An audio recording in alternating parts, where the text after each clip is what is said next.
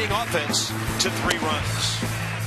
5 different hitters delivered RBIs in a come-from-behind win.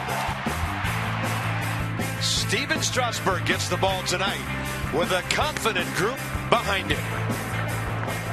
We're the best team in baseball. I truly believe that. We got a great group of guys. We got probably the best bullpen in the league. And 1 through 8, it's unbelievable. Very powerful lineup, and it's a lot of fun to get back.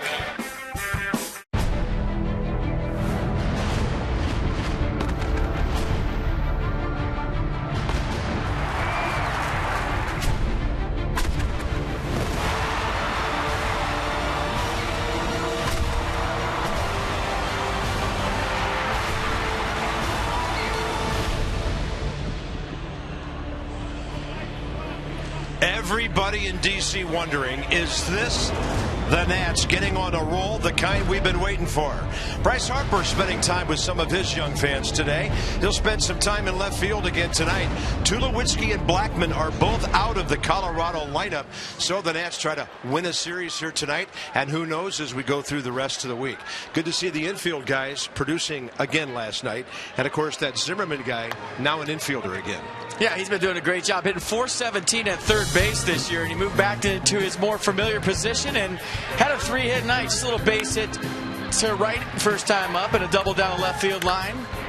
Second time up and third time up, the big double to score Anthony Rendon. So sliding hard, playing hard, Ryan Zimmerman feeling comfortable at third base. And how about Ian Desmond, the left side of the infield, absolutely getting it done last night for the Nats. Yeah, when Desmond uses the whole ballpark, he's really something to watch. That drive to right center, and then of course the double, and there's Zimmerman, the defensive play of the night, the double play over to LaRoche. Everything working together, and the guys combined for 5 out of 8 last night. But FP, one of the really good, feel-good wins of this entire season so far. Well, the band was back together last night, and just having Bryce Harper back in the lineup added so much depth to it. Jordan Zimmerman did a nice job on the mound. The bullpen did great, timely hitting, and that 5 spot at one of the quickest 5 runs we've seen all year. So the offense is back, the team is back, and everybody in D.C. and maybe everybody in baseball expecting big things from this ball club moving forward. Steven Strasburg, so good at home this year. Rough outing on the road in Milwaukee last time out. Had a chance to give the Nats the sweep.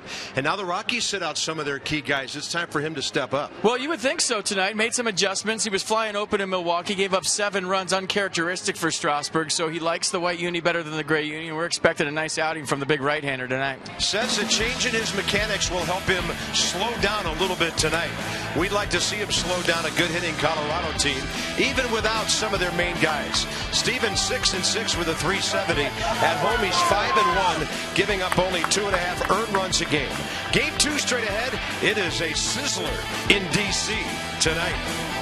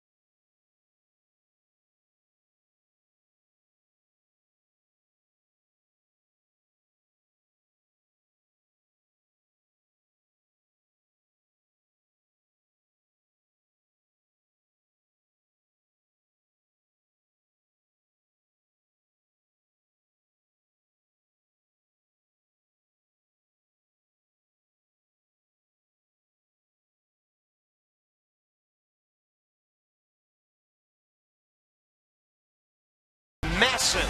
Brought to you by Ocean City, Maryland.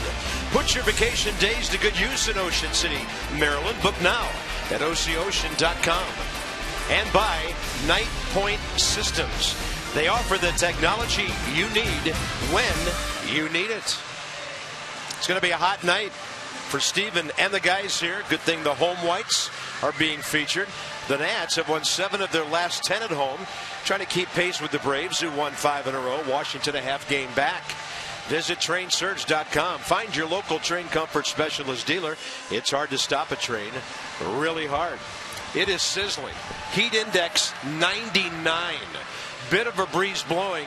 The big flags aren't doing much. The ones on top of the scoreboard right center going a bit toward left. Partly cloudy skies. And a lot of folks down in the right field corner and the right field bleachers will be really relieved when the shade reaches them.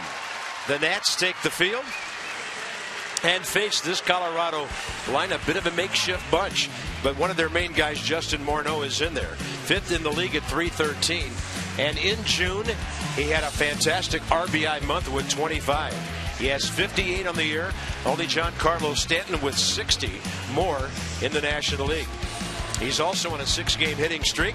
And here's Strasburg, 4th career start against Colorado, 1-2 with a 2.84 ERA.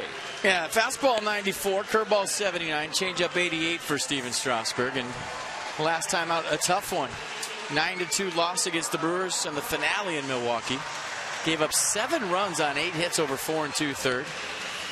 Struck out 2 and walked 3 batters. Been working on his mechanics. Said they've been a little bit off, and he hasn't been feeling right out there. He's still trying to figure out what it is. They've worked on slowing him down a little bit between starts, and we'll see if the fastball command is there tonight. It definitely wasn't last time out against the Brewers.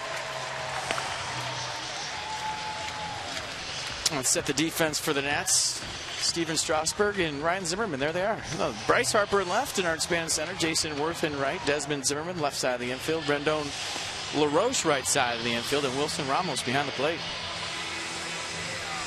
Well, Ryan Zimmerman made a fantastic play at third base last night. I think the most impressive thing about that play, the way he bounced up, showed the ball to the umpire, and then made the very good throw across. We know there's never been a problem with the glove. Glove is magical. And right now, the Nats have their A team out there with Tulowitzki and Blackman on the bench. We'll see how Strasburg can take on this Colorado lineup.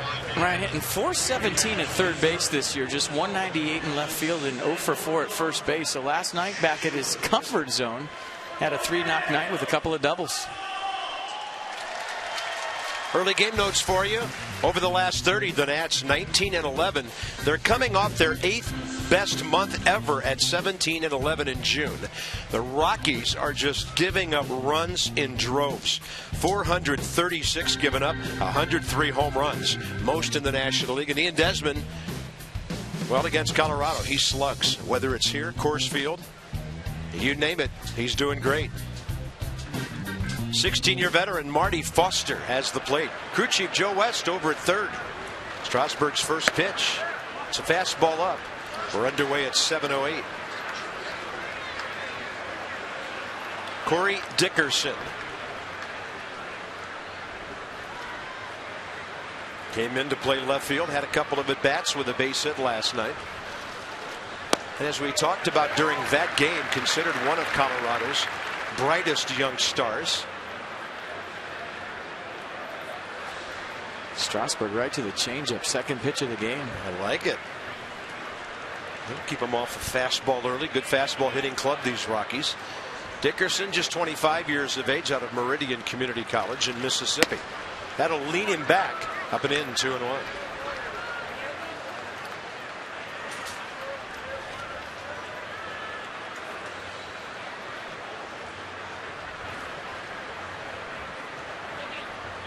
Summer is here in D.C. It is sizzling. Ball should be carrying.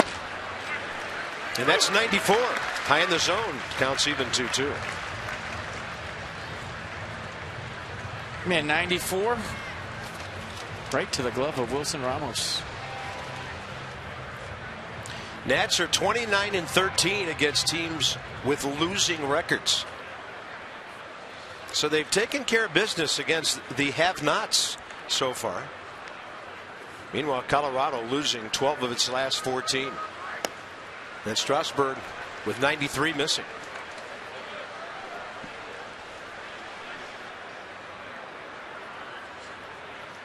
Rockies have been caught, by the way, by San Diego. Tied for third, 11 games back of the Dodgers, who sit in first place. Giants opening a series in the Bay Area against St. Louis tonight, and the Dodgers have won 3 in a row. They're a half game up. They're hosting the Indians later. Inside the numbers with STG Inc. Since the 1st of June, what a June it was. Hardly ever giving up any power. Opponents slugging low. ERA good. Walks and hits per innings pitched just over 1. That's excellent. And this ball high in the air to the left side. Harper and Span, and Denard will take charge.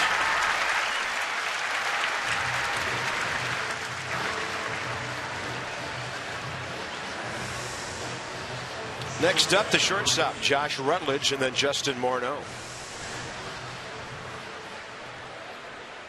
I'm just trying to recuperate from that emotional roller coaster of a soccer game I just watched for a couple hours. How about that? Tim Howard, unbelievable in goal. Hard to play a full 2 hours when you're under siege the whole time. I mean, that game should have been 15-1 Belgium.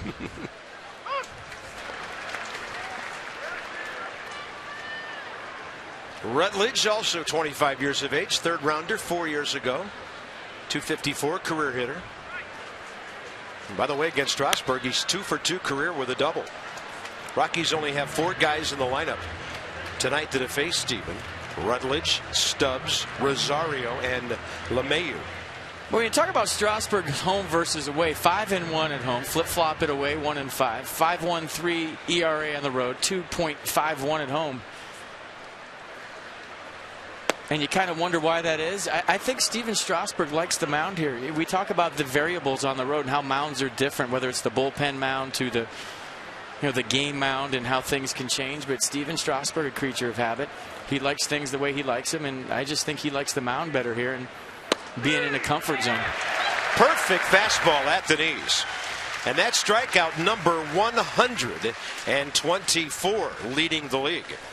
Yeah, nice slow delivery, staying on line a little bit longer before he spins out of there. The spin out his natural motion, but if he gets to flying open a little bit too soon, the fastball command goes, and so far so good. Nice pitch. Strasburg's also just out of the top 10 in innings. He'll get back in there tonight if he goes 6 or 7. We'd like to see more than that. That's a breaking ball. First pitch missing to Justin Morneau, who's really off to a great start as a Rocky. .259 in Minnesota last year. .260 in just 25 games after moving to Pittsburgh.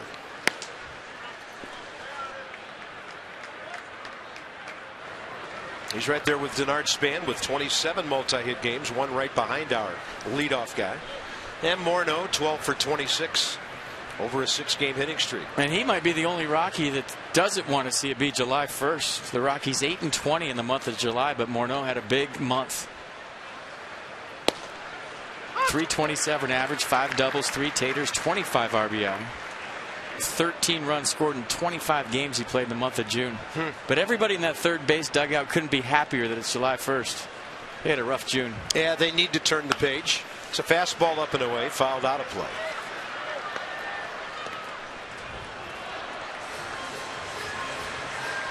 Don't blame Justin Morneau. .313 batting average, 5th highest in the league.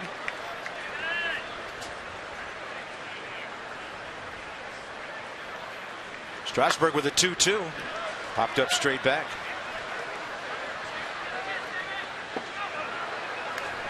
We see the 3 guys in the front row. They didn't even look up. They just took cover. They just put the hands over their head and took cover, and the guys in the second row said, we're going to get ourselves a souvenir.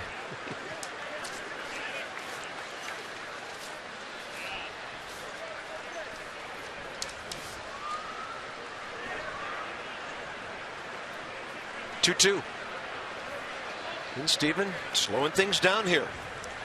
Off to a nice relaxed pace. And that's the 87 changeup. Ball high in the air, right side. Worth a chance, and just onto the stairway there before he could get to it.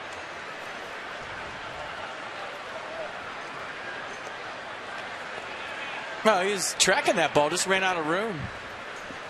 The only way you make that play is if you get there soon enough. You're playing over toward the line, and you kind of give it the old leap into the stands. But Jason Worth had a long way to go for that foul ball.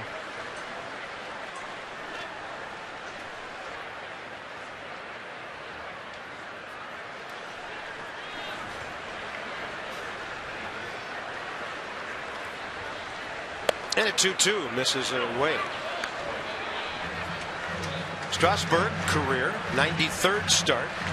He's 35 and 25.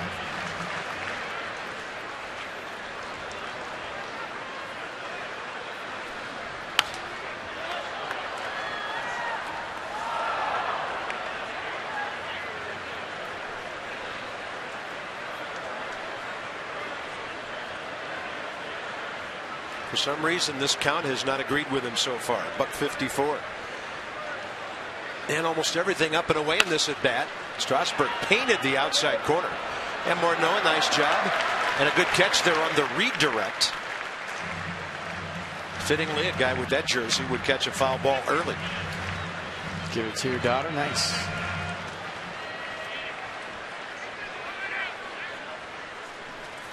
(3-2). And a ball drilled to right center. Worth will have to go over and cut it off on a couple of hops. And Morneau makes a big round to the bag. It's a good thing he went back. But he adds to that .313 batting average. Well, Steven Strasburg's batting average on balls in play this year is .359. That's 62 points higher than the National League average. And I think that has to do with the fact that he strikes a lot of guys out. So when you finally do put a ball in play, you know, the odds are better and the average is going to go up. But that's a nice at-bat right there by Justin Morneau. And his June leaks into July. 10 pitches worth. Next up is the right-hander Drew Stubbs. Interesting selection as the cleanup guy tonight. A lot in his career, he's at either leadoff, second, or eighth. With good speed, swinging the bat well, 8 for his last 20. And he's always been a speedy guy with occasional pop. 6 home runs. Strasburg handcuffs him with 94. That had some hair on it.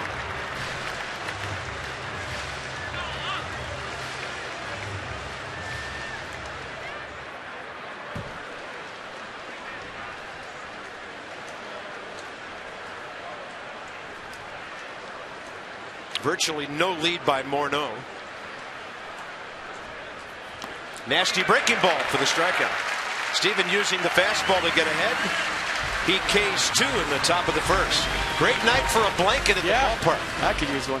Wrap it around, strap it on, and try to stay warm.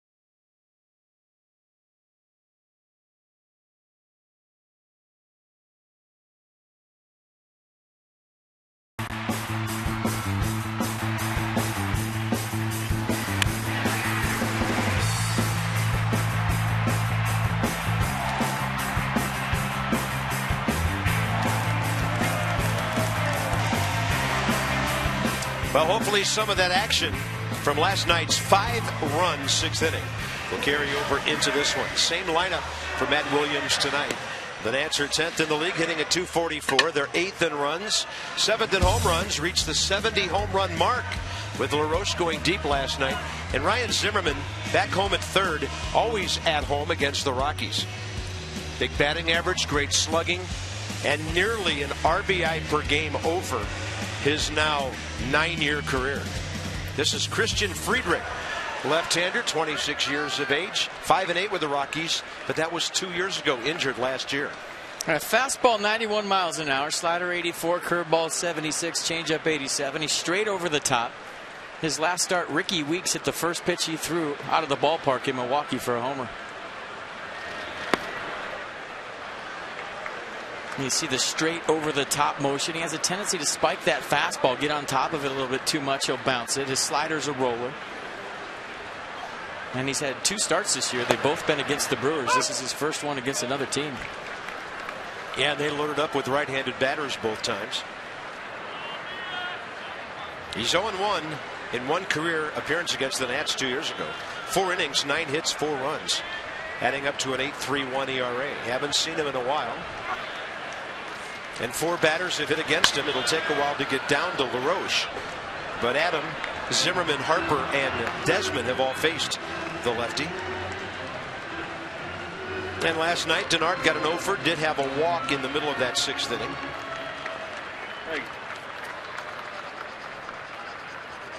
Friedrich, 6'4", 215.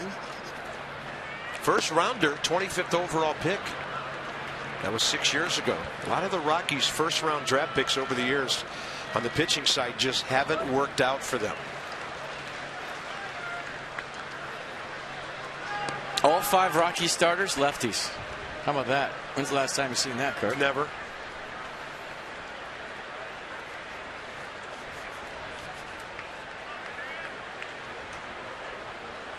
Not since the Braves wanted to pitch Warren Spahn every day. 2-2, and Span will look at one that just misses. Close to paint with 92 the outside edge. Counts full. Denard 265 overall, 315 at home.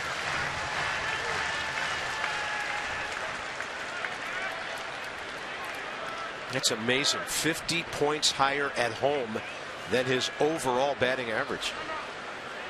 3-2, and maybe he thought he was being quick pitch, and there's some words being had with Marty Foster. Denard does take a long time to dig in. But a lot of times he'll look up in the middle of his routine, and a pitcher will be in his windup. So you could make the argument that everybody tries to quick pitch Denard because he takes a while getting in there. He likes to get comfy and set. 3-2.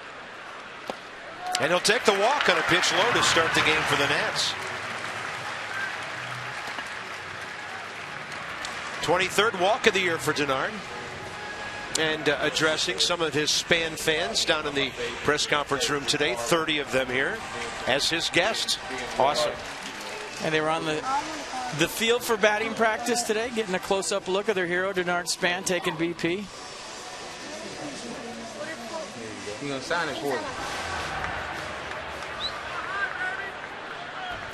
Well, Denard was born here, and he has a little sense of history in D.C., even though he didn't live here a big part of his life. Grew up in the Tampa area, but born in Washington, D.C. Giving something back. We like it. That's outside to Anthony Rendon. Well, Anthony Rendon trying to take advantage of another left-hander. He's hitting .351 against lefties this year. You almost feel like he's hitting the same against righties. Everything seems to come off his bat hard. .336 overall his last 26 games. So Anthony had a great month of June as well. Got his batting average up to .281.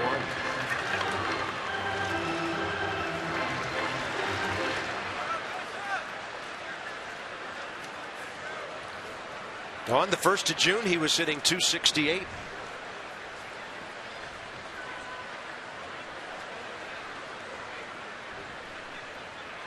Friedrich, a long look to free Span, and then Denard got in in plenty of time under that high throw. Well, he tried to slide step Denard Span, but in speeding up his windup, he lost his release point. He rushed and missed away to Rendon. A quick throw by Rosario. No chance at Span. A lot of hitting room right side.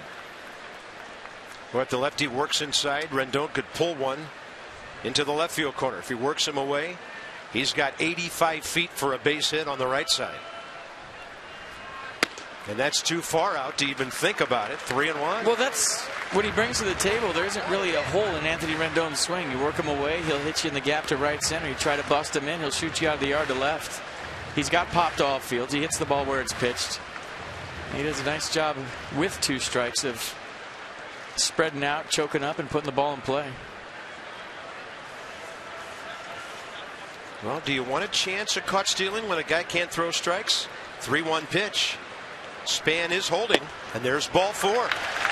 So take what the pitcher gives you, and he's handing the Nats a possible big first inning.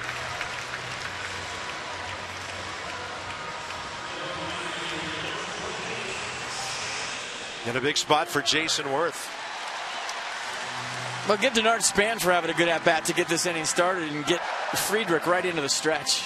Didn't have a chance to get his mechanics in the windup comfortable in a flow. Had to go right to the stretch, and now he's trying to figure those out too. And he's rushing a little bit, missing away to right-handers. And Jason Worth, a guy that knows the strike zone, see if he can take advantage. Yeah, he was hitting left-handers robustly. Jason Worth was until his recent offensive woe, 7 for his last 52. But as we've mentioned several times over the last couple of weeks, still finding ways to get on. Second baseman to the bag and no throw. DJ LeMahieu keeping Span close. And Nats are hitting .282 against lefties this year, so they've pretty much figured out any lefty that's faced them.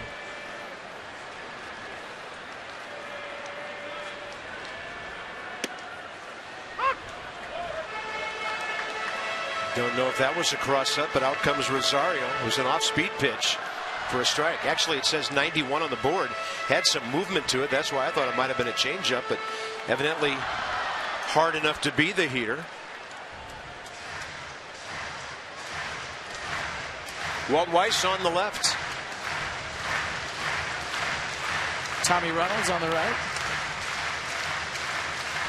Good ball player in his time. Colorado bench coach. He's the manager of the Expos, where I went to my first big league camp. And I was taking infield in spring training behind Delino DeShields at second. He hit him a 14 hopper. I walked up and he hit me a 1-hop bullet that I still think about to this day. Want to see if the rookie could field the ground ball. That's a curveball that misses inside. 1-1.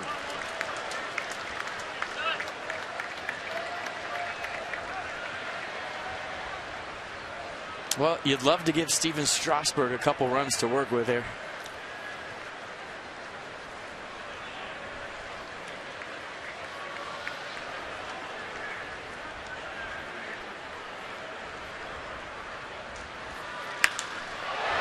And Worth will hit one hard into the mezzanine.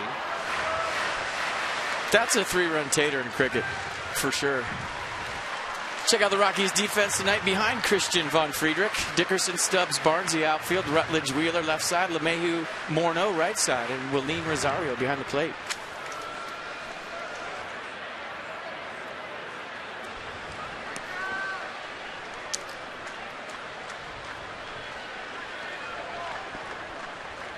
And a 1-2. Worth pulls it hard. Off the glove of Wheeler. Into the left field corner. Looks like 2 runs will score. Span home. Here comes Rendon. And on 3 hitters, 2 walks and a double, the Nats lead 2-0. I thought Anthony Rendon missed third.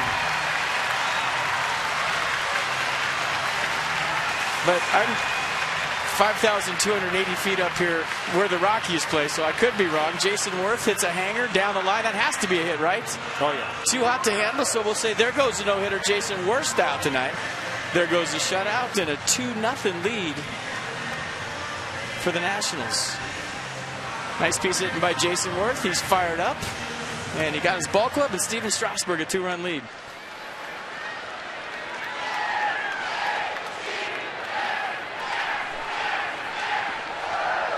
So Worth RBIs number 36 and 37.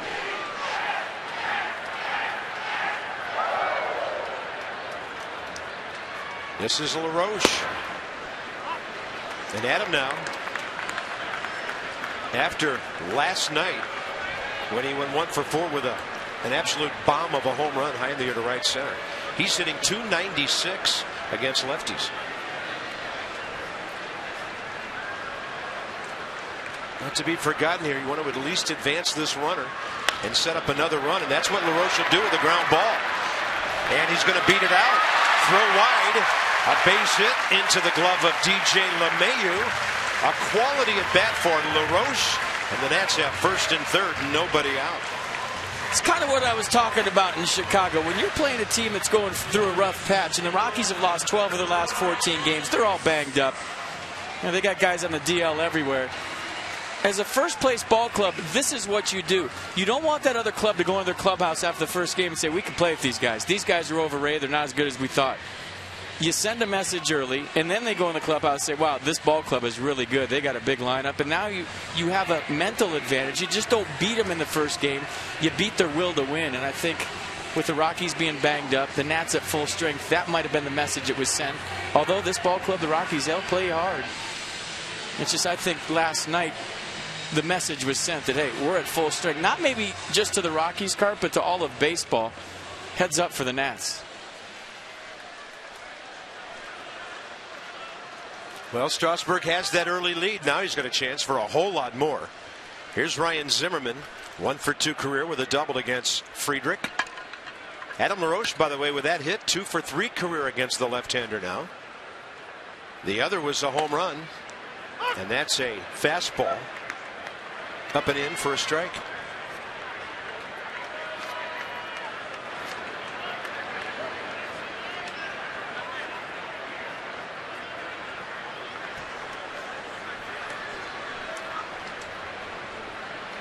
Target in again, and Ryan easily hopping back from that one. Counts even, 1-1.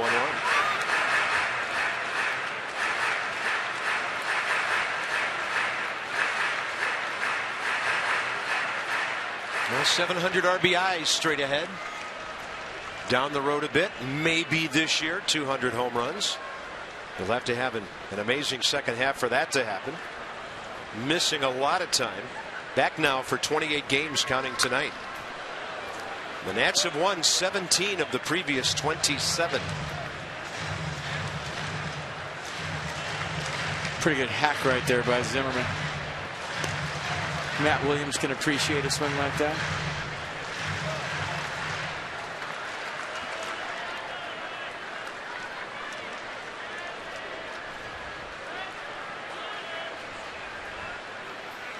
Target in.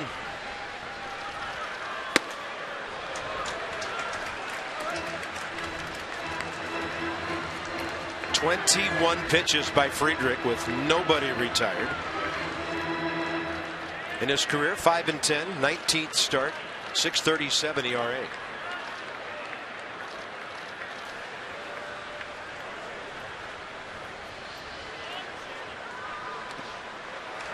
I mean, it's just such a different feel with this lineup all of a sudden with Bryce back. I mean, we talked about it a lot last night. We'll probably talk about it again tomorrow. But you had a couple of guys that were locked in, and you had the feeling if they didn't drive in the run, who was going to? But now it's just a matter of you get the feeling who is going to drive in the run.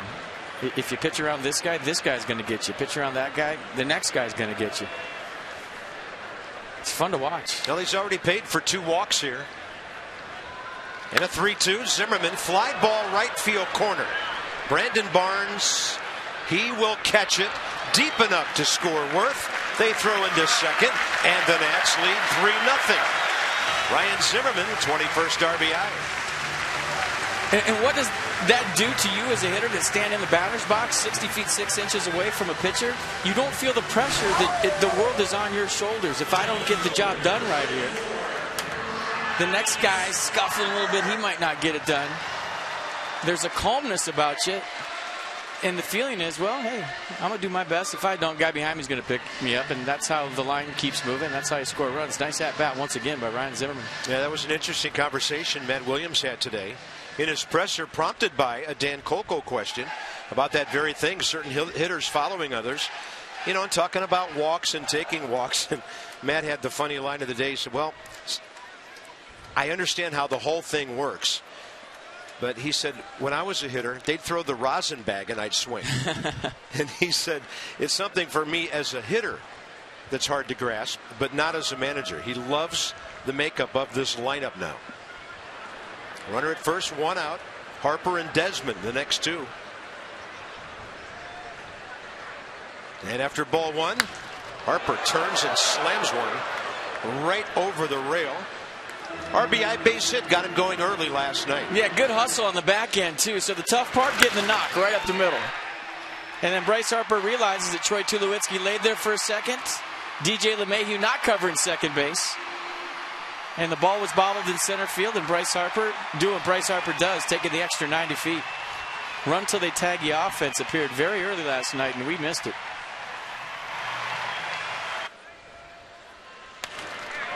Harper, foul ball. The ball just hooking down the right side. Bryce getting some good swings. Hey, they already have one base hit and a walk by left-handed batters against the left-handed pitcher tonight. Look at the average against lefties this year. Remember Davey Johnson saying we got to get Bryce going against lefties. Not the problem this year. 11 for 23, 478 so far.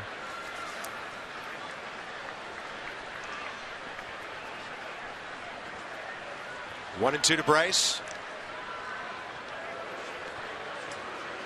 Speed kills. Adam LaRoche on a throw.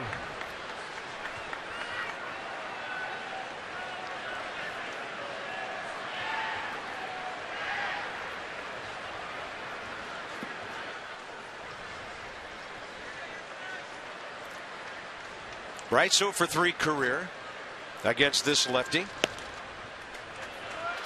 And that's a breaking ball outside.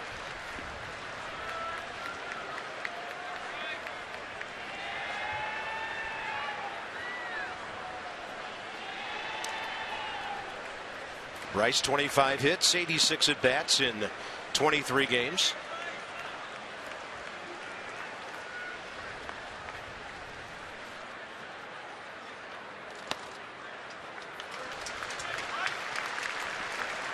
Another good at bat, seeing the ball big. 28 pitches.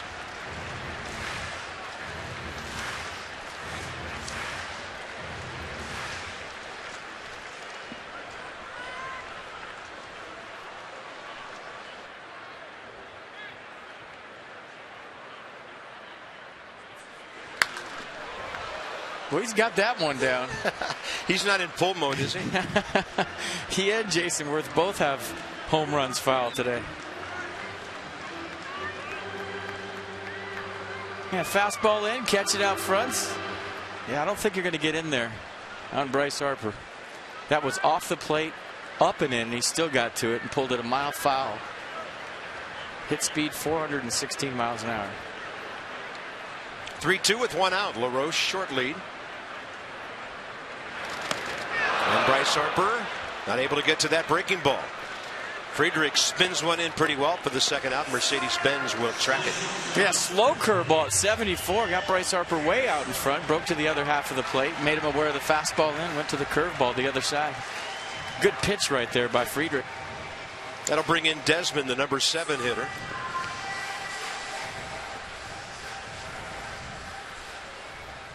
And over his last couple of games, Ian's driven in 3. All last night. 3 hits, a stolen base.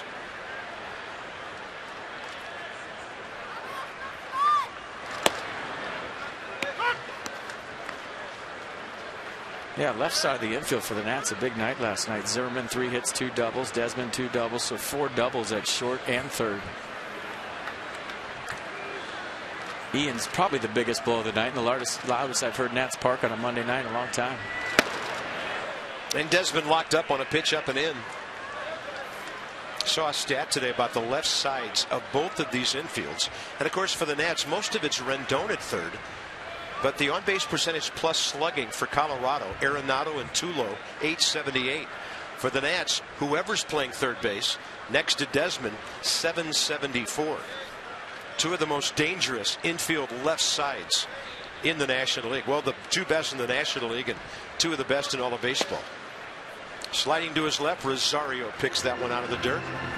1 ball, 2 strikes.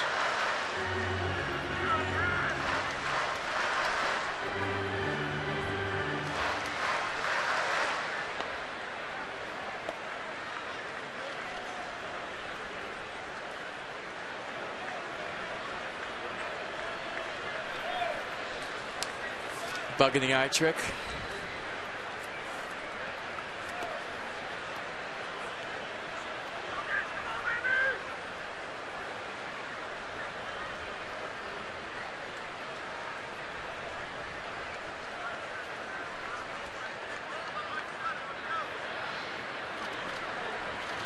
And Desmond on a pitch in the dirt strikes out, and that'll put an end to the inning.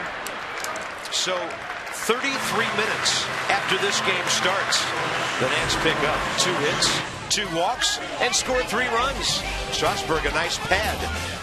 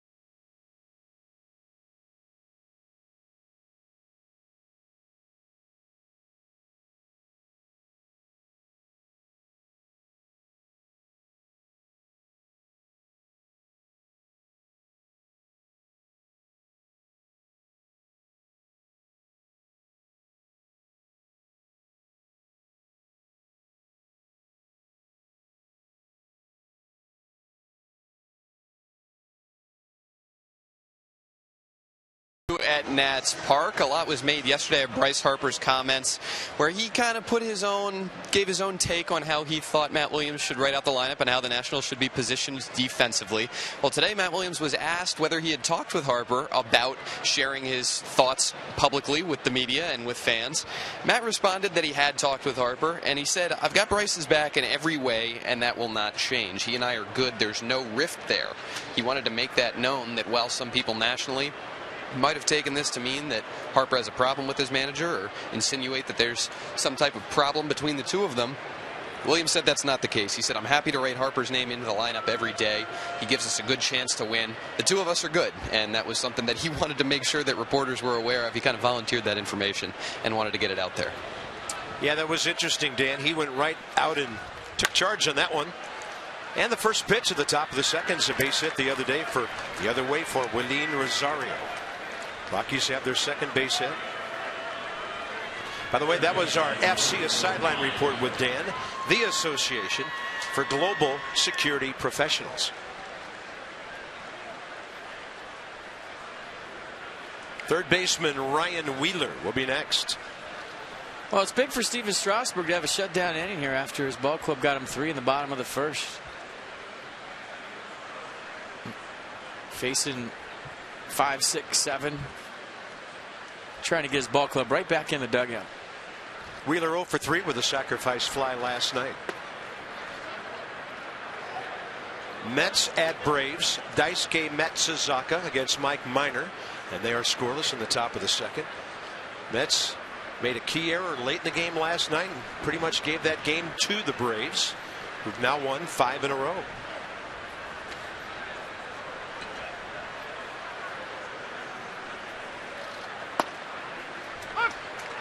.94 right in there. Let's go inside the numbers with STG Inc. So not a big problem, except for a couple of first inning home runs with the first part of the order. The middle has given him fits, and that includes his outing in Milwaukee last week when he gave up a bunch of hits to the 6, 7, 8 guys. I wonder if there's a mental kind of deep breath you take right there when you cut through the heart of an order, or sometimes those numbers can be skewed by one ball game where 5, 6, and 7 actually go 3 for against you. So you never know. Those numbers don't always tell the whole story. Target in on 2-1, and a ball drilled to Desmond. Good job of going straight back by Rosario at first base, not to be doubled off. That's good base running by Rosario at first base. Low line drive for you young players in the infield. Go back to first base. Don't freeze. It's too late. And there's no reason to advance. Nice base running by the Rockies catcher. How many times do you see a guy wander off on that same ball and get doubled up? Happens far too often at the highest level for me. Yeah, and when it happens early in an inning like that, it just snuffs everything out when you're at the bottom of your order or approaching it, like the Rockies are now. Right fielder Brandon Barnes sitting 268. And a breaking ball. Ramos had to go backhand to grab it.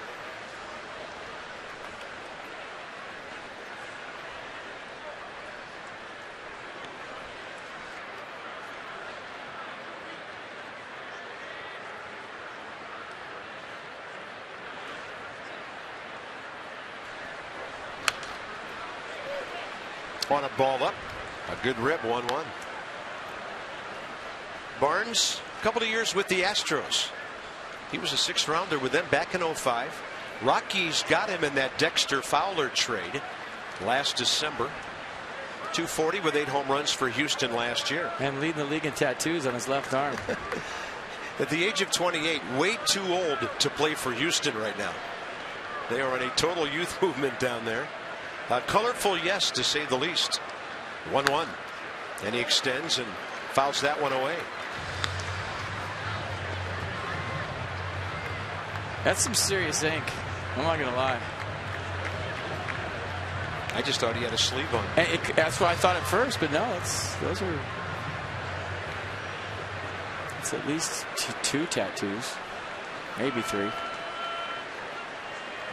Tremendous artwork.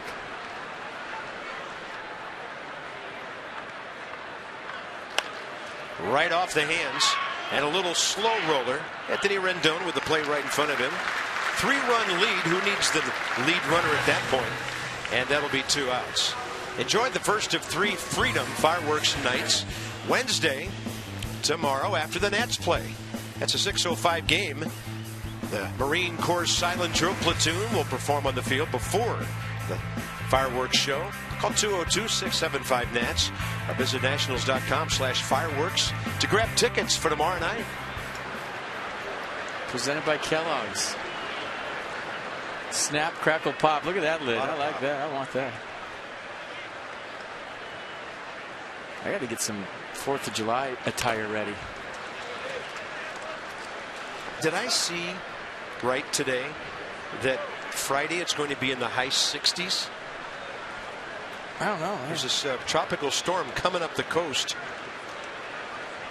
And it looks like things are not going to be sizzling by the end of the week. I mean, that would be fine as long as it's dry. DJ LeMahieu, the hitter, 6-game hitting streak for him. 10 for his last 23. Target in. Strasburg really kind of letting loose and firing that fastball tonight. Once again, Bob's bootleg weather. Number 1, there's no such thing as a dry tropical storm, so good luck with that. Number 2, Friday's high supposed to be 82. Yeah, well, I think the weather I saw was like game time temperature at 11 in the morning. All right. I mean, we're not playing at 3. Just hoping for that dry tropical storm. And we're going to get some remnants of it. I think Thursday, the off day's got a chance to be wet here. Man, it's tough being a weatherman. People ripping in shreds before you're even done explaining. 3 for 10 in baseball, you're in the Hall of Fame. 1 for 10 as a weatherman, you're in the Hall of Fame. It's not tough. You land 3 out of 10 planes, you're not in the Hall of Fame as a pilot. 1 for 2, or 1 and 2 to LeMahieu, and that's low and inside. 2 balls, 2 strikes.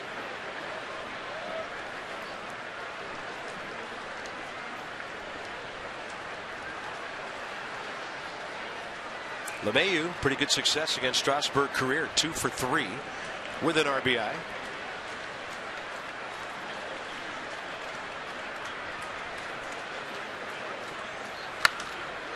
Out of play, right field side. See, that's a pitch that when Steven Strasburg threw 98 to 100, that would be a strikeout pitch, but now at 94, still a very respectable fastball. It's allowing guys to foul it off and sometimes even catch up and put it in play. So I think that's an adjustment that he's going to have to make moving forward, that 94 isn't always going to be by hitters. It's going to be how you get to that 94. Do you set it up with a changeup, a curveball, use it late, pitch backwards? But that's something that he's used to throwing by guys. And his strikeouts this year, for anybody that's watched this ball club, have been on the changeup and the curveball. Occasionally on a fastball well placed. But I think a younger Steven Strasburg, it was the fastball was the out pitch, and he'd say, here it is, hit it. Even tell guys it's coming at 98, 99. They couldn't handle it. Not the same. Doesn't mean he still can't be very effective and win a lot of ball games at this level. Out of play, right side.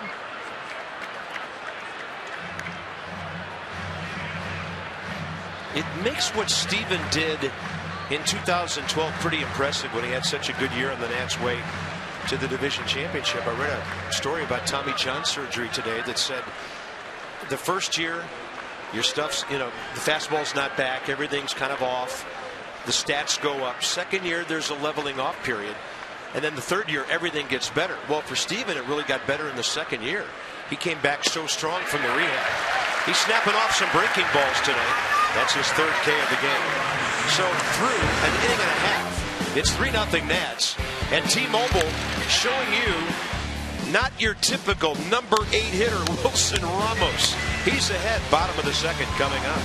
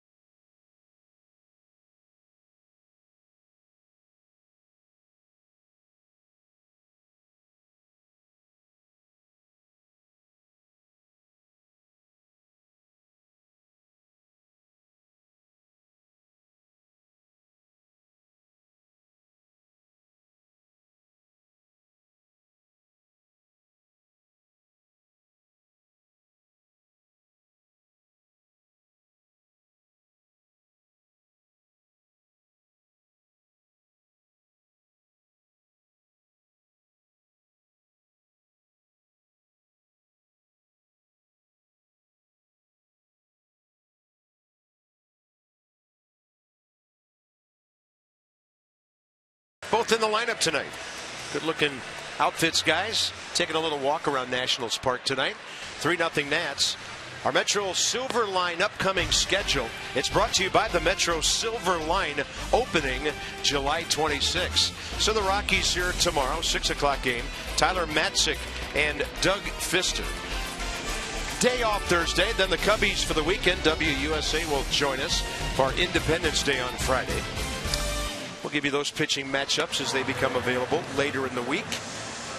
And then the Orioles will be here for 2 next week before the Nats go to Camden Yards for 2 more.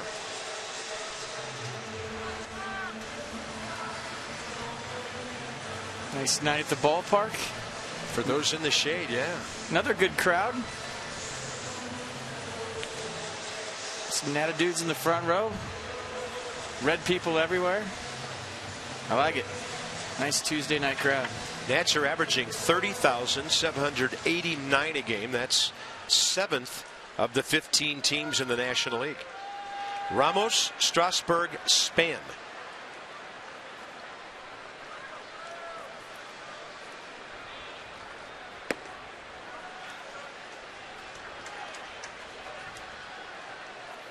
There's some nights when there's no let up even when the pitcher's hitting. Yeah, that's almost every night too.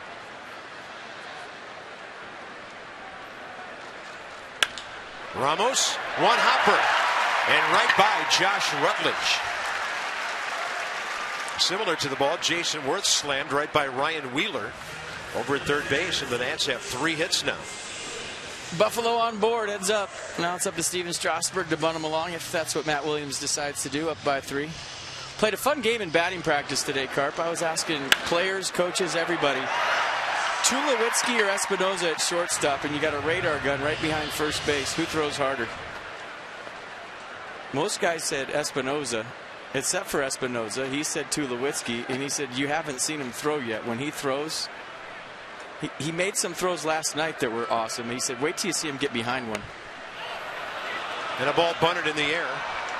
Nice sliding play by Willeen Rosario. I'm sure if you asked the Rockies camp, they would all say Tulowitzki. A lot of the Nats players were saying Espinoza. Well, how about some of the arms that have come out of Long Beach State?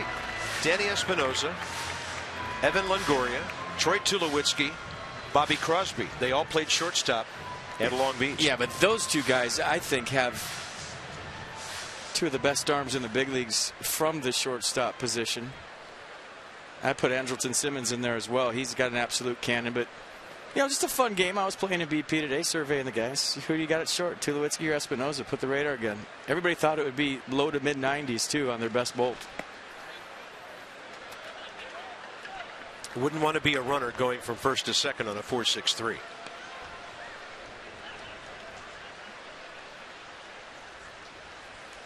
And Tulowitzki just has the day off. He's been playing every day. His manager said needs some rest. Same with Charlie Blackmon. And the Rockies don't have a day off. They play here tomorrow night and then go right to Colorado for a Thursday game. Nice running catch, Corey Dickerson for the second out. For the Achiever and you, PNC Bank, with our minor league report. We check in on our buddy who lives over in Alexandria, Will Rhymes, out of the College of William and Mary, and at Syracuse, 432 over the last week and a half. He's scoring runs and he's driving them in as well. Will's been with the Nats for the last couple of seasons in spring training. Well, call him up. He's locked in. Yeah, he is a guy who can play different positions, pinch hit, pinch run. And a pretty good dose of clubhouse humor, I might add. Anthony Rendon next.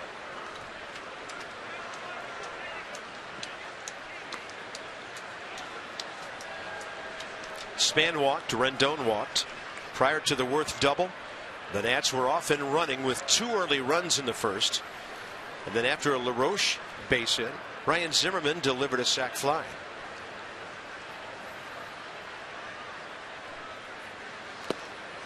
And a ball one hopping into Rosario's mitt.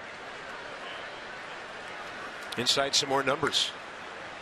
So of major league pitchers with 15 starts, Friedrich third highest, making his 3rd start this year, but he hasn't been in the big league since 2012. Lower back inflammation early August last year ended his season. He had problems with that back in 2012 as well. That's something you don't want to hear about from young guys. Back problems. Fly ball out to Brandon Barnes. The Nats are gone in the bottom of the second. They've had 3 hits already, leading 3-0 in game 2.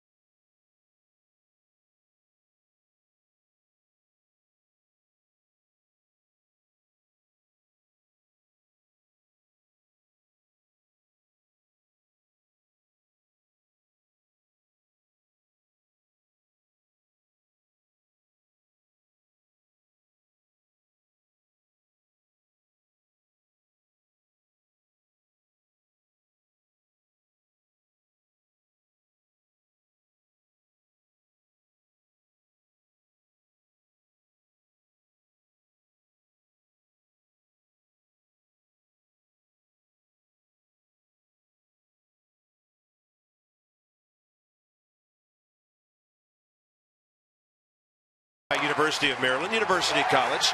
Walk-offs on July 1st. Nick Johnson, right center. That was 390 to the gap out there. They're not all homers in 2010. Ryan Zimmerman sac fly. And Matt Stairs in 11. A bang off the curly W, and it went into the column just like that. Matt, now a broadcaster with the Phillies, doing a fine job as a color analyst. And he and Jamie Moyer up there working with Tom McCarthy. Matt would tell you that's the only hit he got all year, but he'd be wrong. Yeah, it was so weird. It just didn't work out for him here, and we were just waiting for such big things from Matt Stairs.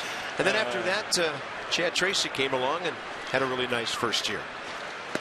He's the best. My he is roommate, a funny guy. For 4 years in the minor leagues. He must have a sense of humor.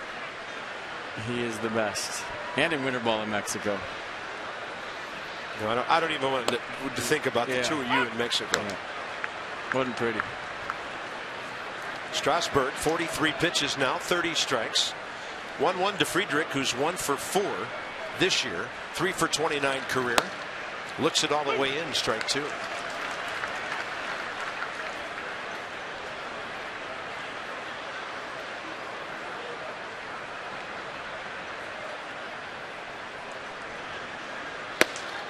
And no match for that fastball is the pitcher with the bat. 4 Ks of the first 9 hitters tonight. Yeah, the D.C. area Toyota dealers want to help children and their families by making a donation of $37 to the Children's Inn at NIH for every strikeout by a Nats pitcher this season. $37 right there.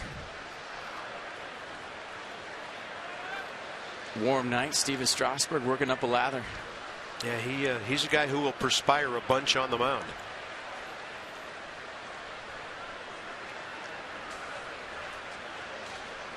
Dickerson flied to Span to start the game.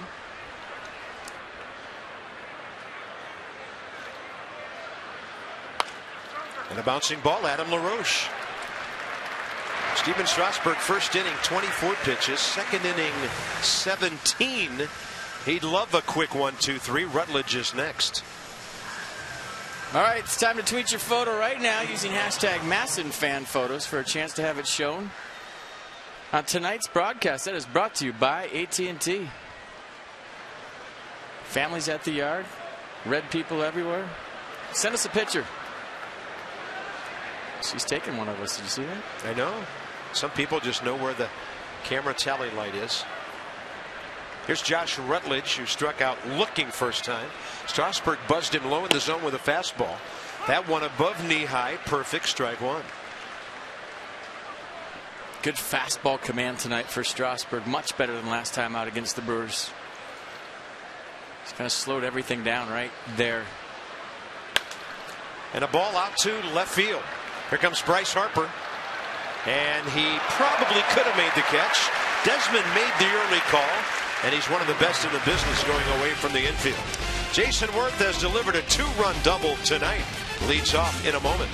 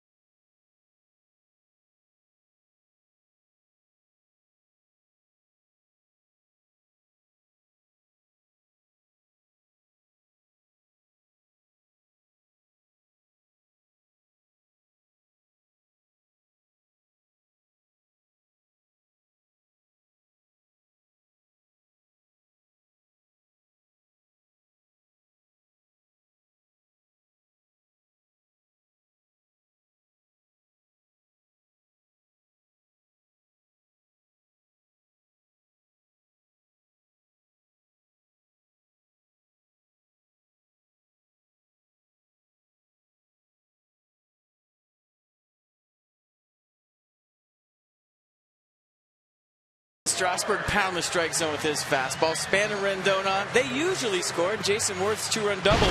We're going to pay attention to this two-run double when it gets down the left field corner. Watch. It sticks to the wall. But Dickerson digs it out. He didn't hold his hands up like some other people have this year. That's a two-run double. Jason Worth gets the Nats on the board, and Ryan Zimmerman with a little sac fly to right field puts them up by 3. Wow, we just showed 2 Ryan Zimmerman sac flies in the same inning. One a walk-off and one an add-on here tonight. So it'll be Worth, LaRoche, and Zimmerman. Boy, good to see Jason check in with an RBI hit. 37 batted in this year. That was opening day, right? When Justin Upton went down there and held his hands up in the air? Yeah, it's just... It was at least the opening series. I can't remember yesterday, so I'm having trouble. Horrible how he just couldn't see the ball. I mean, that was the same ball. It stuck in the fence, and then he played it. Just disappeared. It was so horrible. Hate to lose a baseball like that.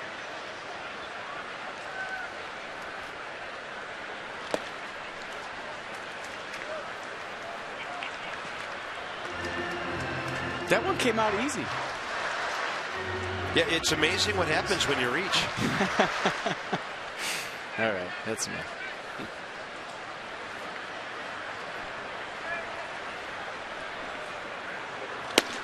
And a ball tails outside on Worth. 2 balls, 1 strike. Friedrich, 42 pitches, first 2 innings. Buddy's retired 6 of the last 7. And a 2-1 to Jason Worth. Look out in the stands. Goodness. Even the umpire was ducking. That girl almost just hashtag that not mass in fan photos. She on her cell phone and almost got her. It's dangerous to text and cheer. Might have been a cup in her hand. I think I messed that up. Shocking. Good take by Worth on a borderline pitch. 3-1. Now guys usually paint after a pitch like that. Not that time. Nowhere close. And Christian Friedrich has walked 3 Nats already. The Rockies team ERA is heading for 5.00. They come in tonight 4.96.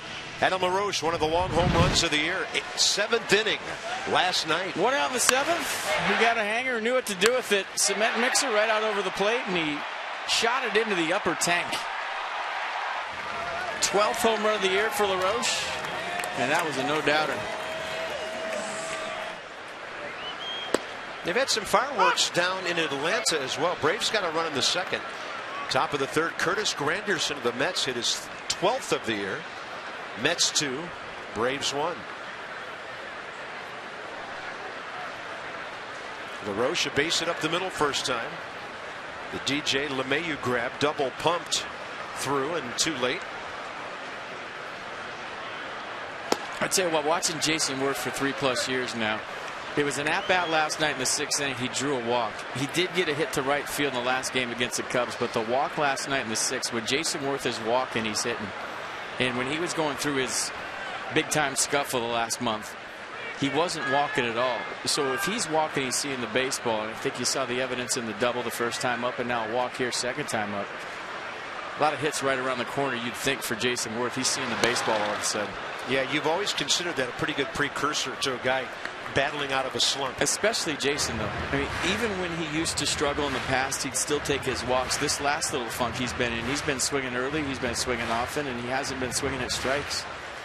Now, whatever adjustment he's made, he's seeing the baseball, and he's walked 2 of his last 3 at-bats. That's a good sign. One ball, 2 strikes. LaRoche now 2 for 3 career against Friedrich.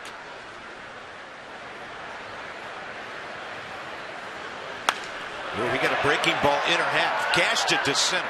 Over to grab it, Drew Stubbs. And the way Stubbs caught that ball, that thing might have been knuckling or moving around on him a bit. That's a hard hit, first down. Well, you can vote for that guy right there with the big red beard for the All-Star game, the 2014 All-Star game. That's July 15th on Fox. Time is running out for you to vote. So vote for some Nats players. You can vote up to 35 times at nationals.com/vote. Voting ends Thursday, July 3rd at 11:59 and 59 seconds p.m. Which is, I think, the time that Steven Strasburg signed his contract that one night back in August about 5 years ago. That thing went right down to the last minute. I think everybody who worked for the ball club was near their phones or a computer right then. There's Ryan Zimmerman. RBI number 21. Opposite field. Foul ball. Sac fly. First time up.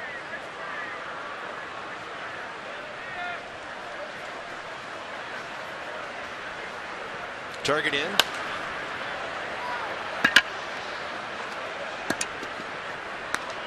National League leaders getting votes for the All-Star game. McCutcheon the most in the outfield. Tulowitzki by an amazing margin the most on the infield. K. Gomez is good. Yeah, Carlos Gomez. Didn't want to put a Chris Gomez in left field. Did you want Carlos out there? Oh, he's an exciting player.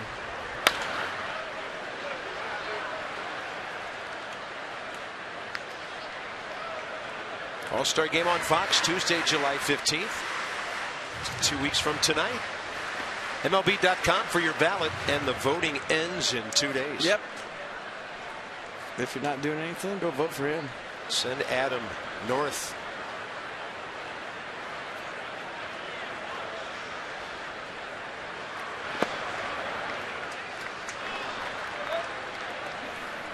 American League for reference here. Wow, look at the votes for the home run hitter Bautista of Toronto. Derek Jeter, sentimental favorite, will be the pick at shortstop. And Wieters is out for the season, correct? He is the leading vote getter for catchers.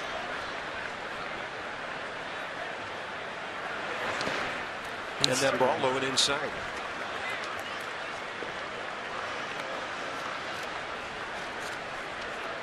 And with that in mind, a lot of people are talking about that outstanding young catcher we saw in Kansas City last August, Salvador Perez. He's going to make a whole bunch of all-star teams.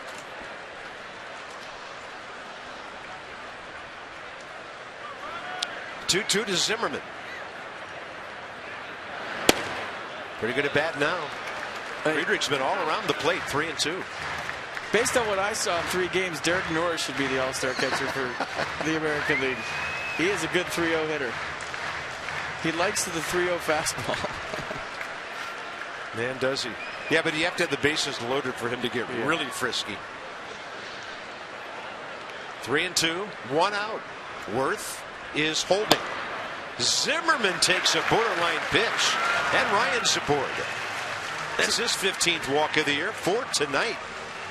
See, that's a case of a home plate umpire in a rhythm with a pitcher looking for balls, because Christian Friedrich hasn't been around the plate. If he's pounding the strike zone, working fast, and has a good tempo, he gets that call. But he's been all over the place, so now as an umpire, you don't have a rhythm. You're not hunting strikes, and borderline pitches don't go your way. Mercedes-Benz showing us a call that could have gone either way. We always talk about the defense being on their toes when a guy has a good tempo. Maybe more importantly, the home plate umpire is on his toes when you're working fast and pounding the zone, and you get those borderline calls. Bryce Harper on a big curveball, full count, first time struck out. 2 on via walks with 1 out here in the 3rd. Friedrich's already given up 2 of his 3 runs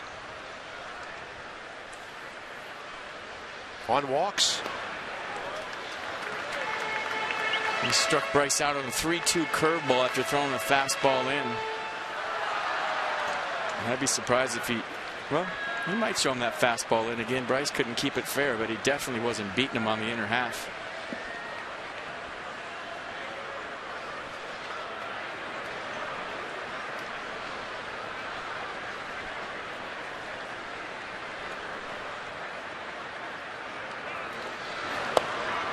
That's a good fastball to the outer half.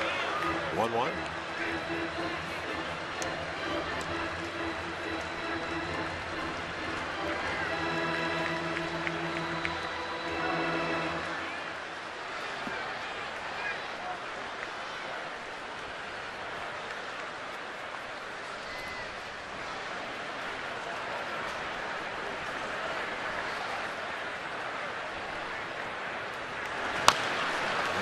Harper way out ahead of another one. for about the 4th time tonight.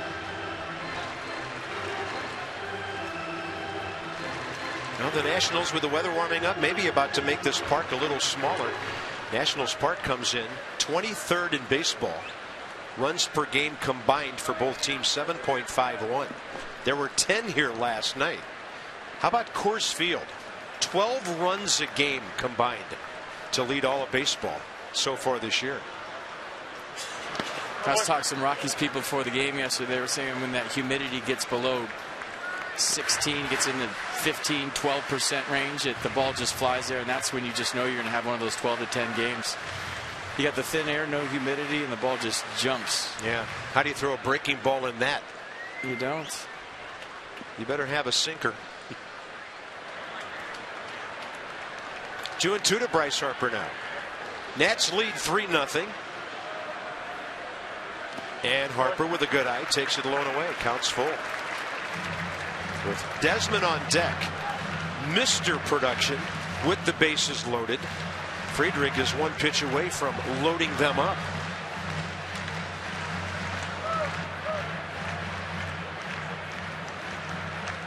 We'll give you his numbers if the situation arises, and it could.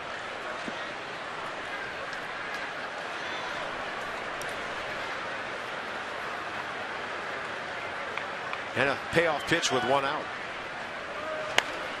That one right off the top of the barrel, hit the lip of the grass with spin. And for a moment, Ryan Wheeler thought it might be coming back fair. May have taken a sliver right off the top of that bat barrel. Looks like a piece of furniture. It does. It's so shiny and beautiful. I need 4 of those. I'll make a table. And just off the end, little top spin action, it hit that lip right there and tried to come back. And boy, a lot of spin on it. Let's see if this bat works.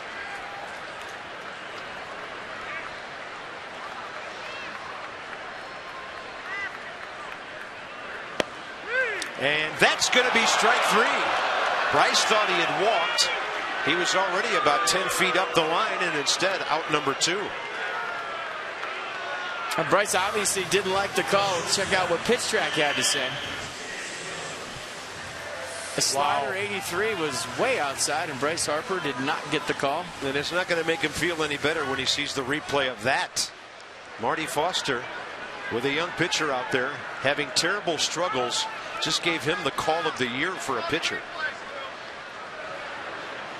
You just tell by the way Rosario framed it that he didn't think it was a strike. He pulled it back into the zone. First pitch change up to Desmond.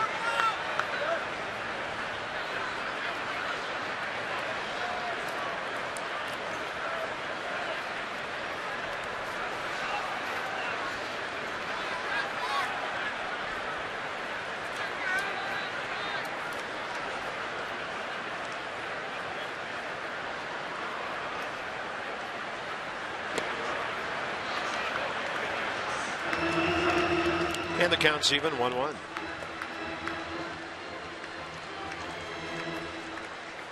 Well, we kind of took this game in the bottom of the first. 2 walks to lead off the inning, put it in a hammock. It's been swinging really slowly ever since on a hot night in D.C. The action kind of resembling the weather and how things feel. That's outside third and just inside Bob Henley. And a count of 1-2. Well, T-Mobile game changer last night, Ian Desmond. They walked Bryce Harper to get to Ian Desmond. That's not a good thing. He was 5 for 5 career with the bases loaded, make it 6 for 6. And he's 11 for 17 in his career with 16 RBI when somebody walks somebody to get to Desmond. How about that stat? And Harper's celebration matched by Desmond's there. Right now, Ian, with the ball and 2 strikes. 647 after an intentional walk in his career is Ian Desmond. 647. We said he'd take it personally. He does, and he always makes the other team pay. It's a pretty good stat.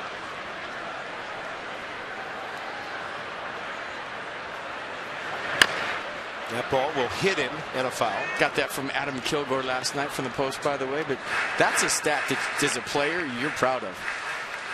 That's one you hang your hat on. I'm sure he knows it's good. I don't think he knows it's that good. But those are the ones that you take personally. Regardless of if the guy in front of you is hitting 800 and you're hitting 200 in that month, whatever, the guys that get it, they take that personally and they say, I'm going to show you. You want a piece of me? Here you go. I've seen guys chirp into the other team's dugout at the manager after they got a hit after an intentional walk to get to him. 2-2. Fastball up. But in Walt Weiss's defense, he played that right last night. He got the matchup he wanted. He was playing matchup baseball, and he made the right move. It just didn't work, and sometimes that's the case. This is not going to be a long night in terms of innings pitched for Christian Friedrich. 2-2 to Desmond. Goes off speed. Now the runners will be moving. Inside the numbers with Cheap. Shortstop RBIs in the end with 3 last night. Leapfrog Troy Tulowitzki. Starlin Castro right in the mix there.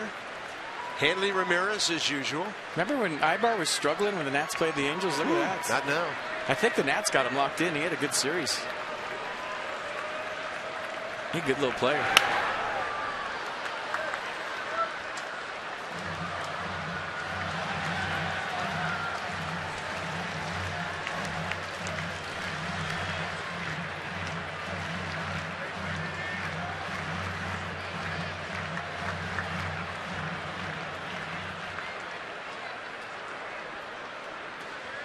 Pitch number 8 coming. Pretty good battle going on between these two.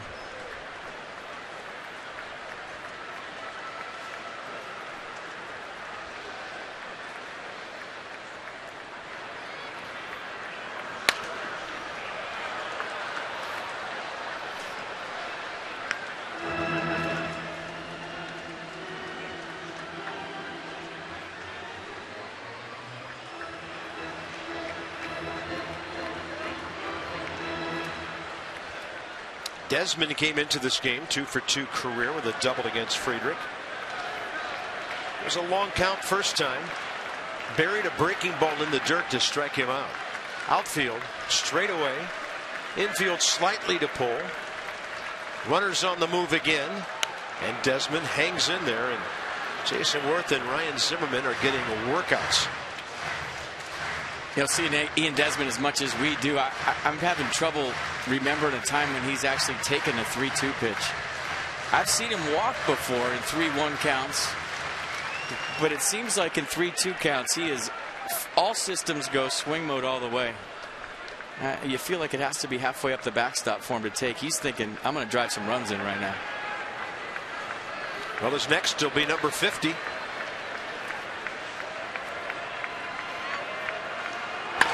And that one to the left side. Wow, nicely picked by Wheeler. And just out at first. Wheeler had no play at second because Zimmerman got down there so well. Matt Williams will come out and discuss this with Rob Drake until he hears from the clubhouse whether it's out or safe. And the grounds crew, they got to stop them. You can't drag the infield with 2 outs in an inning. But one guy is. One guy's dragging the infield, and the rest of John Turnauer's crew is waiting. That guy, he must know the runner's out. Well, let's check it out together. What do you got? Safe, out, appeal it? Ooh, that is so close. Close enough for a challenge. Randy Knorr will get the word. He's using his rollover minutes. What do you got? Nope. Shakes his head no. Now the grounds crew can do their thing. Matt Williams will leave the field. And we're going to the top of the 4th inning. Desmond within an eyelash of a base hit. Still 3-0 Nats.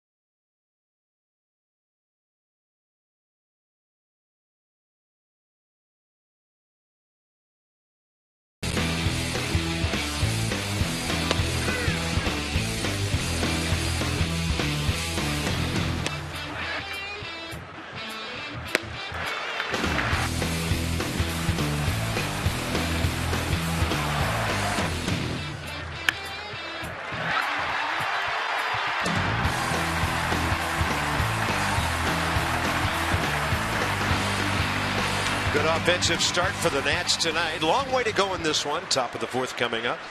Just a reminder as you enjoy a cold one to look forward to Miller time. Later in tonight's game, it's brought to you by Miller Lite. Strasburg, 49th pitch of the game. It's a first pitch changeup that gets him a pop up to left. And Bryce Harper catches the foul ball. That is a perfectly executed first pitch off speed delivery that gets hitters off the fastball. And it's an easy out off the bat of Morneau.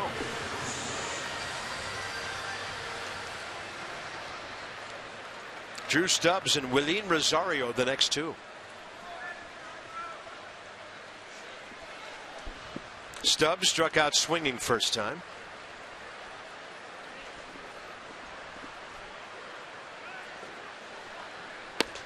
And then he goes fastball with 93. Steven coming off a 7-pitch third inning.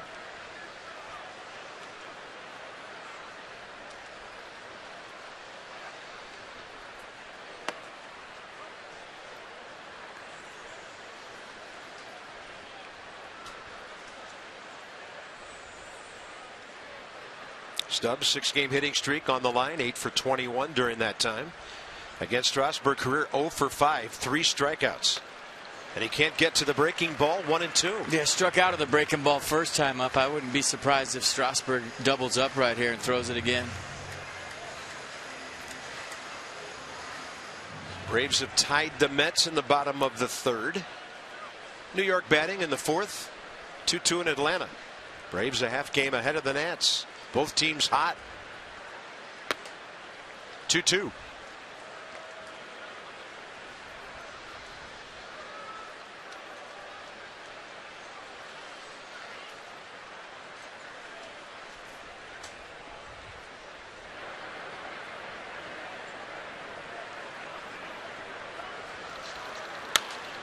And he gets him on the hands with a fastball, but it's out of play. Yeah, we talk a lot about Steven Strasburg having the good outings where he throws the changeup early in the count for strikes. It gets opponents off his fastball, and we've seen a lot of teams jump on that first pitch fastball off Steven. But when you have the good command of that fastball, you don't have to shy away from it early in the count. If you're hitting your spots, you can still throw it. It's a way to get some efficient outs early in the count. Front door curveball, a beauty, and that's strikeout number 5. I think you see that a lot with Jordan Zimmerman. Teams swinging his fastball a lot early in the count, but when he's hitting his spots, that's a good thing for him because you get some early outs. Great curveball right there from Strasburg in the zone. Started it right at Stubbs, broke it back for strike 3. And at home now, on the year, that is 81 strikeouts to 11 walks in this ballpark. That ERA of 2.51 at home coming down.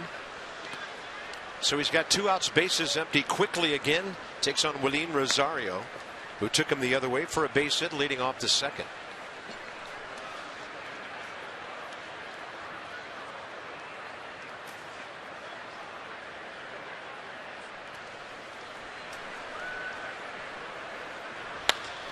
Goes the other way again. He's got the approach. And Rosario 2 for 2 tonight. After an 0 for last evening, he's aboard with 2 outs for Ryan Wheeler. Strasburg's third base hit given up. July 4th, 11:05 a.m. Breakfast with the Nats. Cubs in town for the Patriotic Series that is sponsored by SAIC. Independence Day, you got to be here. Kick off the 4th of July celebration at Nats Park.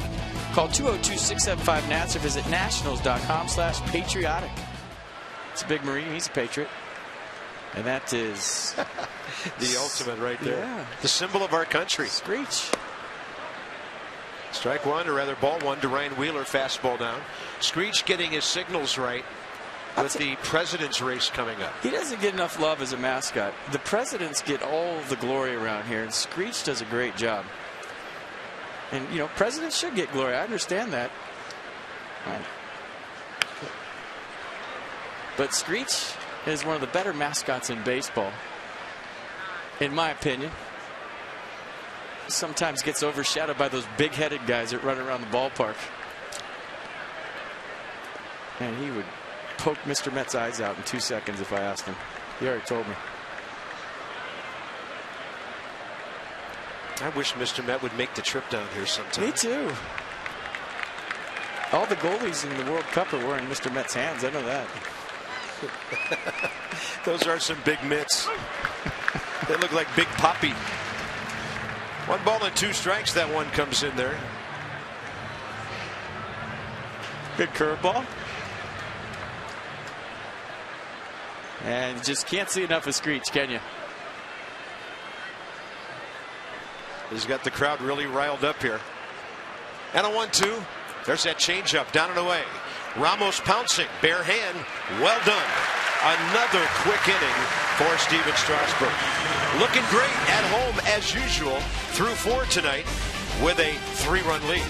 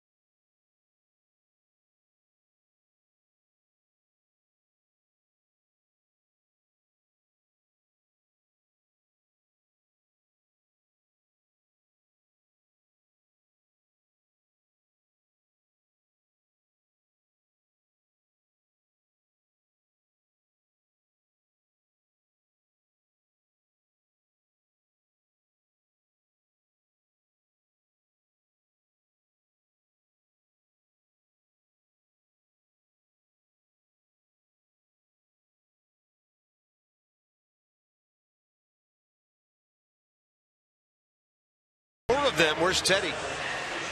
Right now, Tom leading the way, George, Abe, and Bill. And Teddy evidently has a joke of the day to tell the guys. Abe not amused. You know, the man from Chicago and Illinois still smarting from that doubleheader sweep the other night. He high steps at home. That's the Geico President's Race. Still celebrating. You know, Abe the mascot. Nothing like the humble man from Illinois. Abe's a bat flipper. Act like you've been there before, Abe. Yeah, come on. Clean it up. Other guys, the other 4, tighten it up. Screech wouldn't do that. Screech is humble. Ramos, Strasburg, and Span, bottom of the 4th inning. They're calling for Wilson.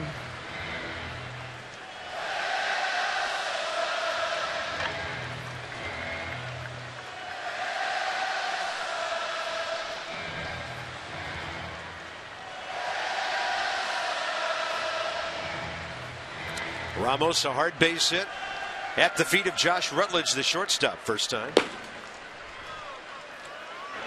And through 3 innings, Christian Friedrich has thrown 75 pitches, 39 strikes. DJ LeMahieu for the first out, and Strasburg is next. Steven tried to bunt Ramos ahead. Back in the second, popped up to the catcher. And a right-hander who they added to their bullpen yesterday. Chad Bettis throwing. Their starter's due to bat 3rd and the 5th. And by the time this inning's over, he'll be in the 80s on his pitch count. Well, Friedrich did a nice job after the first inning, kind of settling in a little bit. Yeah, only 1 hit since. He gave himself a 33-pitch inning in the 3rd, though, by walking Worth and Zimmerman. Going to long counts on just about everybody else. He started the season in AAA this year. He had 13 starts for the Sky Sox. He was 1-8 with a 7.89 ERA. Strasburg to right field. And that's a hit It's beyond Brandon Barnes, and Steven Strasburg is going to go into third base, and now he's going to go back. We were all queued up for his first career triple, and for Strasburg instead, it will be his 7th career double. Well, he likes hitting against lefties, always has. Nice swing right there by Strasburg with a low line drive to right field. And Barnes playing him shallow, thought he had a chance, gambled, and it didn't pay off. He did a nice job of hustling to get that ball after he dove for it to keep Strasburg to a double.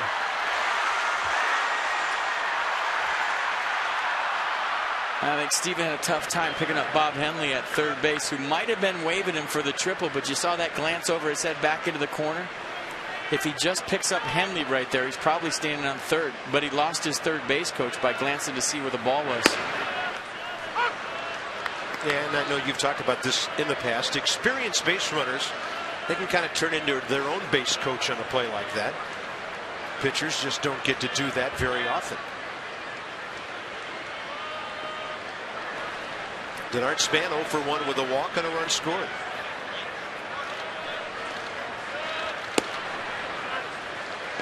A great swing right here by Steven. Looked like he got a fastball in the outer half, sliced it into right. Pretty good effort by Barnes. Gambled, and look at the bullpen. They're waving him. Everybody in the bullpen on their new bullpen seats. Look at it. And they are telling him it was a triple.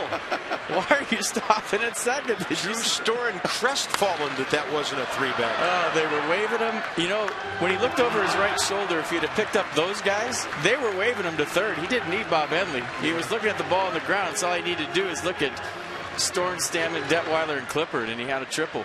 Yeah. Everybody knows you're supposed to pick up your bullpen when you're coming around second. Yeah, I heard of the old Cubs College of Coaches. That was like the platform of coaches out there. Waving their guy around, he never made it. 1-2 to Span now with 1 out. And that's well outside. Counts even 2-2.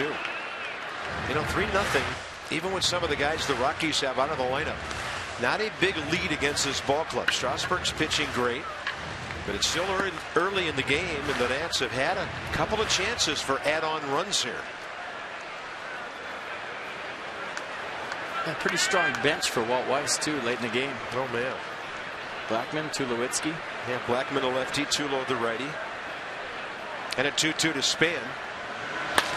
He'll go to right field, and that'll be on the ground. Strasburg held up to make sure the ball did bounce. Span rounds first big, comes back. And it'll be runners at the corners with 1 out for Anthony Rendon.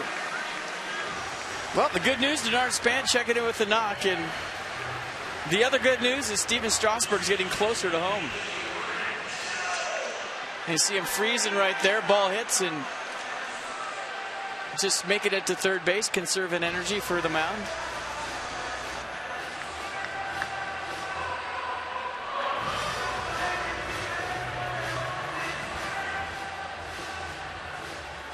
Conference, they want Friedrich to get out of this inning so they can pinch hit for him and not have to use an extra pitcher. And it's now looking like it's not going to make it that far. Walt Weiss jumps up out of the dugout, and Friedrich's going to go 3 1/3 innings tonight. He's going to walk 4 and give the Nationals 5 hits and be responsible for up to 5 runs. 3 strikeouts over that time.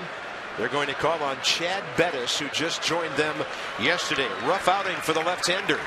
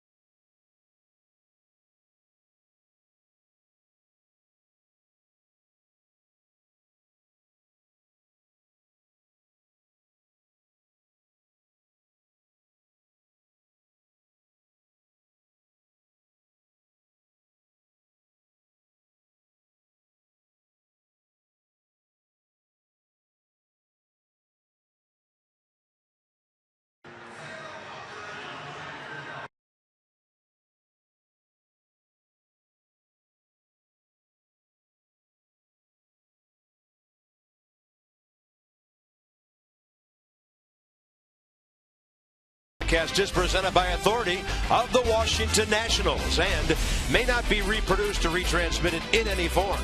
And the accounts and descriptions of this game may not be disseminated without the express written consent of the Washington Nationals. The W pretzel.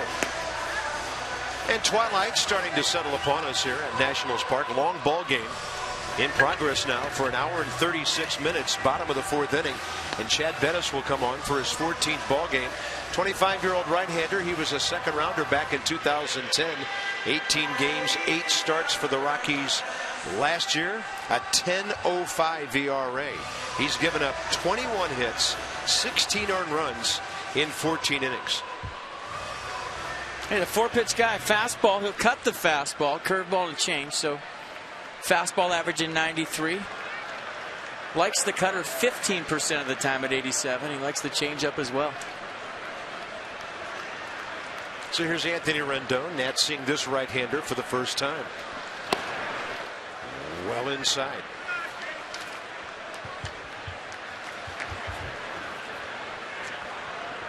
Anthony tonight, a walk, a run scored in the first, fly ball to right in the second. Hunting his 47th RBI. I don't care what stage of the game it is, it's important to be ahead by 4. And Bettis almost threw that one away. Rosario, a pretty good pick. Yeah, last I checked, the Nats are pretty good when they score 4 runs or more. You've checked a lot. They're 36-3 when they score 4 runs or more. Wow.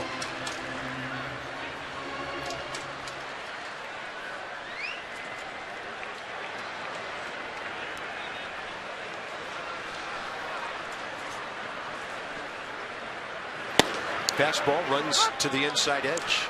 2-1. There have been some generous calls against the Nats tonight.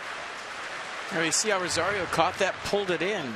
Anytime a catcher does that, you'll hear guys from the bench chirping to the home plate umpire. You don't have to frame strikes. You don't pull a strike. You just simply catch it. Well, that's no doubter. Ball 3. And the ball back to the backstop. Strasburg stays, but Span goes to second.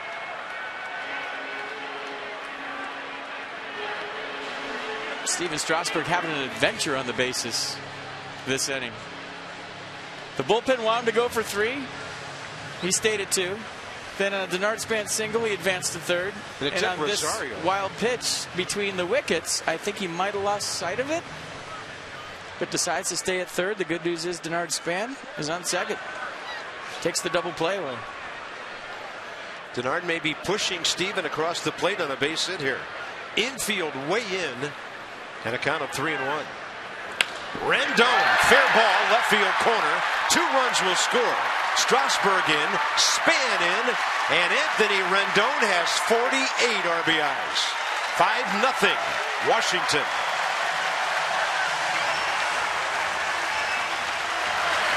Well, that'll get Steven home and give him a bigger cushion. So does 50-plus RBIs and an average close to 300 and 12 home runs get you on an all-star team? I say it does.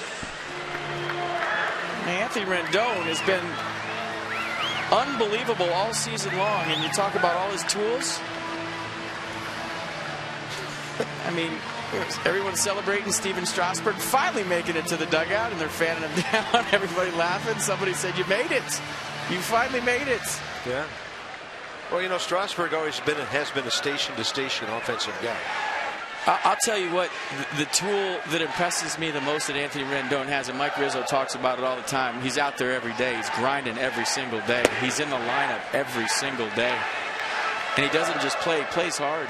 He's always running everything out to first base. He's diving all over on balls he doesn't even get to at third base and second base. I mean, guy brings it every single day. He's in the lineup every single day, and he's had an all-star first half. And I think he should make the team with LaRoche, for whatever that's worth. Agreed. 2-0 now to Worth. Jason, 2-run double, a run, a walk. The offense is clicking. 5 runs on 6 hits. Last night, 7 runs on 9 hits.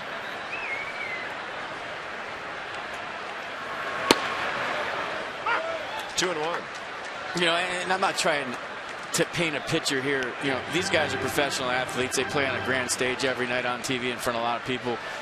But if you go in that clubhouse at 1 o'clock every day and you see these guys taped up to 4 different machines and hooked up to this and ice and that and ultrasound for this, the work they do to get on the field every day behind the scenes with the trainers and the whole staff, it's a part of the game that people don't really realize. I used to have people ask me, what time do you get to a 7 o'clock game, FP? Around 6? No. You get there at 12:30, noon sometimes, 1 o'clock.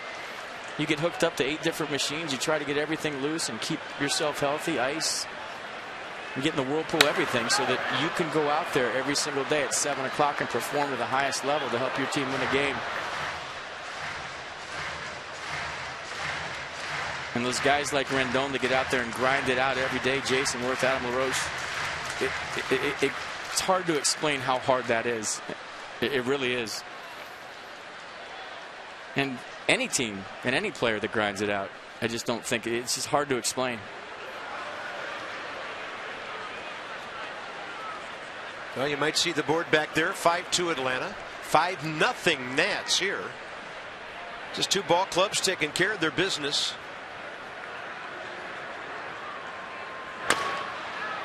And that ball hit Jason Worth's foot. It'll be a foul. 3-2.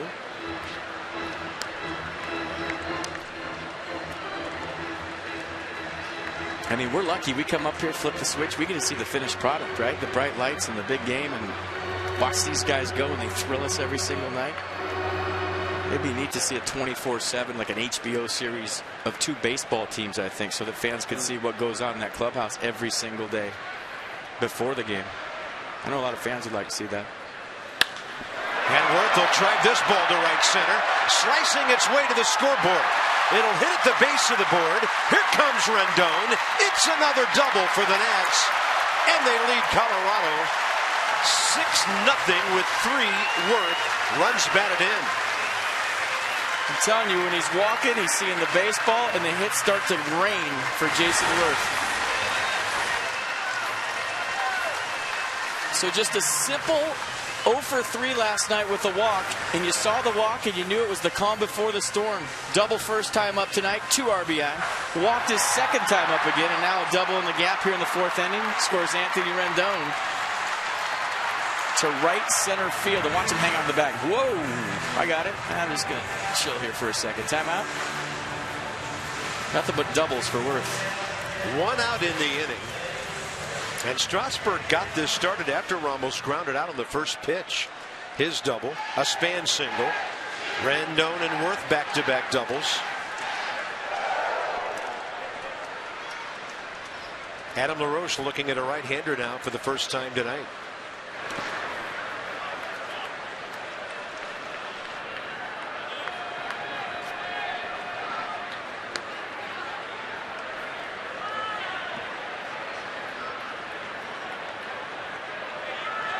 He has singled up the middle and lined out very hard to center. Adam with his base hit tonight, hitting just over 340 at home.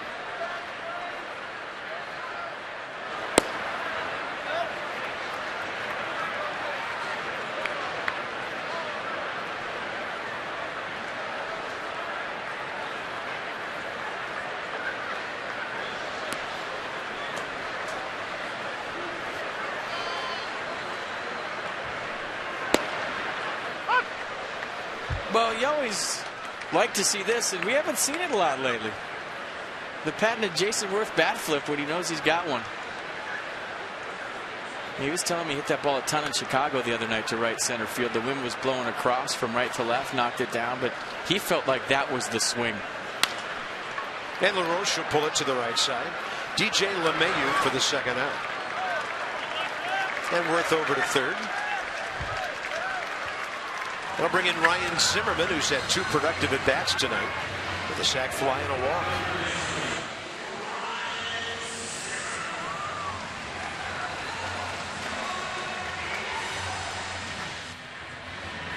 Is that the tropical storm right there?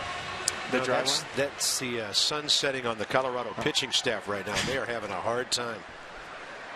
They are struggling.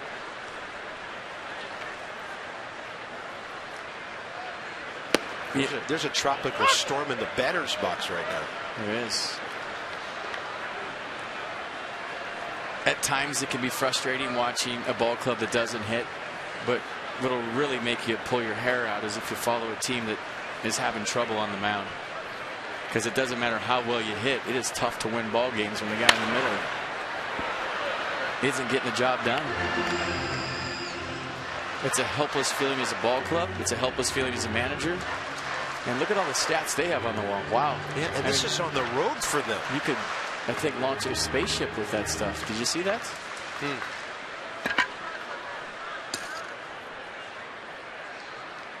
0-2 to Zimmerman.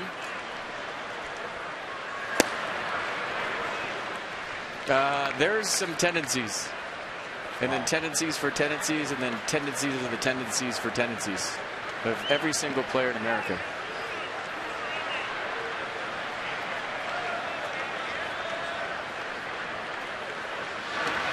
There's a wild pitch. Here comes another run. Worth standing up, and it's 7-0.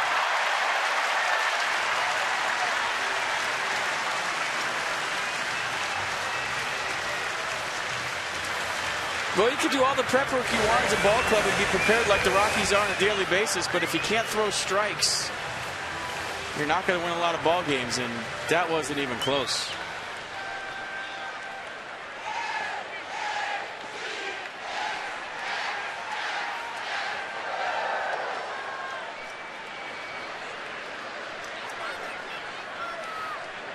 Now Worth has driven in 3 tonight, scored twice, having a perfect night.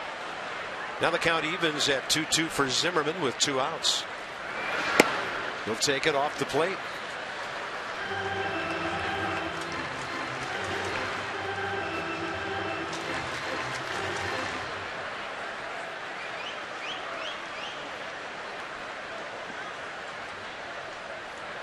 Now here's a guy who likes full counts. And he hits it sharply for a hit into left field. And Ryan Zimmerman is 1 for 1 with a sac fly and a walk. That'll bring in Bryce Harper, and he'll see a right-hander here. This inning is far from over.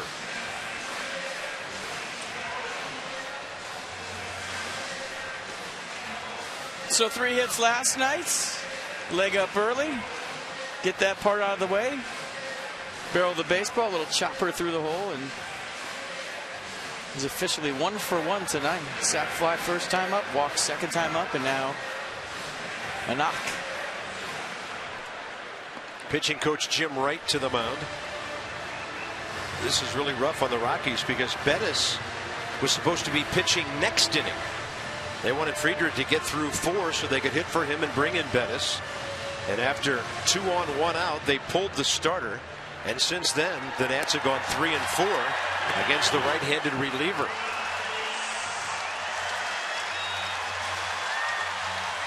Here comes Bryce, who has struck out twice tonight.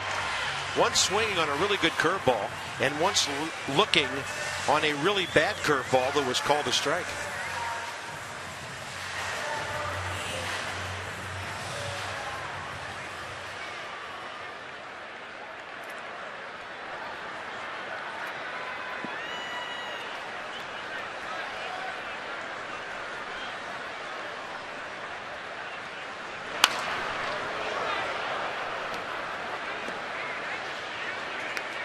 Inside the numbers with Jeep. So with Bryce, the team hitting just under 270. Without him, mid-230s. And the runs almost 1 per game better when he's in the lineup. Yeah, small sample size though with, right? Yeah, Bryce only playing in his 24th game of the year.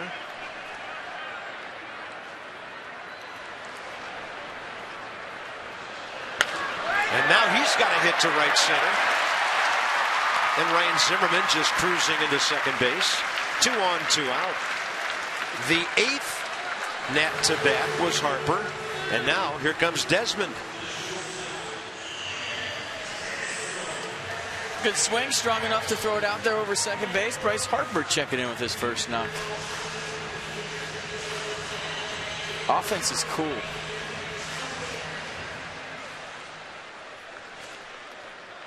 We used to come in off defense and say, let's hit for 30 minutes. Meaning let's score some runs. I think the Nats are close right now. Well, I think the bottom of the first took almost that long. The whole inning took 38.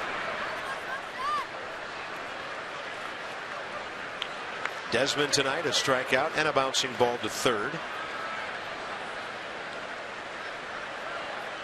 The Nats have out-hit the Rockies 9-3. 4 of them for extra bases.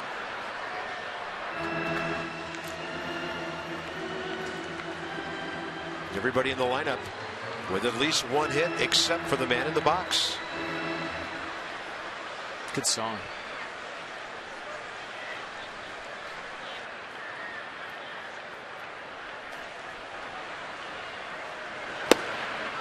.92 diving down and in.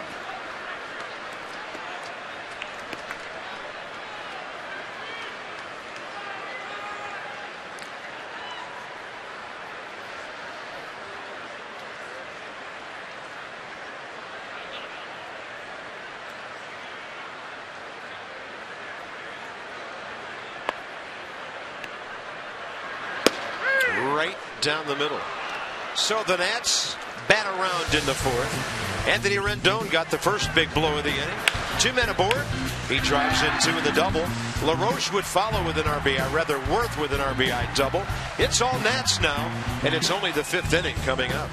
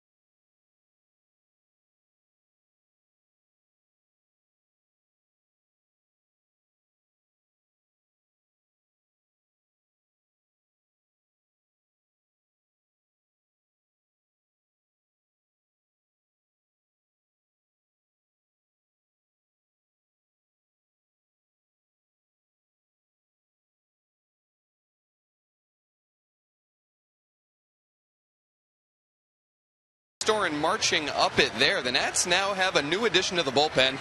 It's not another reliever. It's a set of elevated stairs that they have there and a bench up top that Drew Storen actually sketched up himself. He drew up a design last year, submitted it to the Nationals, and today was installed in the bullpen. And those guys are actually thrilled about it. Storen told me today that they were sick of peering through that little chain link fence out there and trying to watch the game. This is a huge day for the relievers.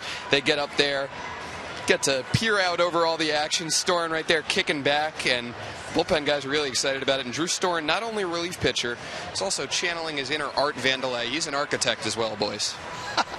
No sliding board or anything on the back of there, Dan?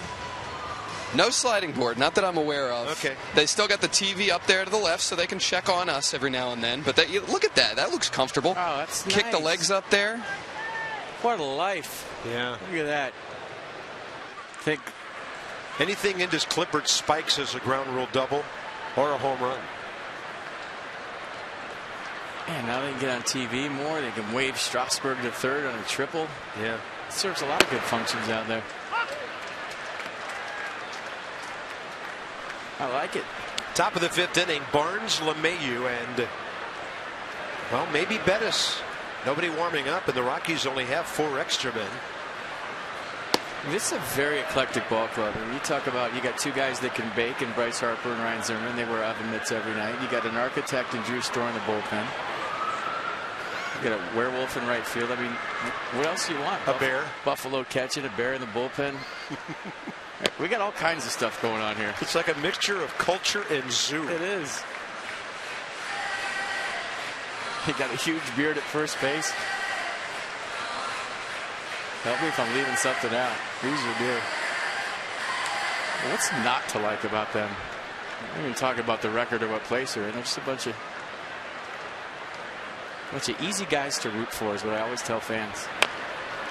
And a pretty good curveball by Strasburg. Easy play for Steven on the bouncer by Brandon Barnes. 5th inning underway. All right. The first 25,000 fans will receive a Nationals Performance T-shirt presented by McDonald's on Saturday, July 5th against the Cubs. Game time 4:05. This will be distributed at all gates to get your Performance T-shirt. It's presented by McDonald's. That's a Performance T-shirt if I ever saw one. Number 8 man, DJ LeMahieu, and Strasburg pumps in a strike.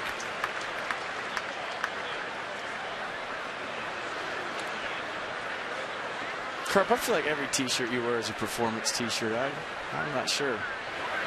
A lot of guys my age won't wear T-shirts.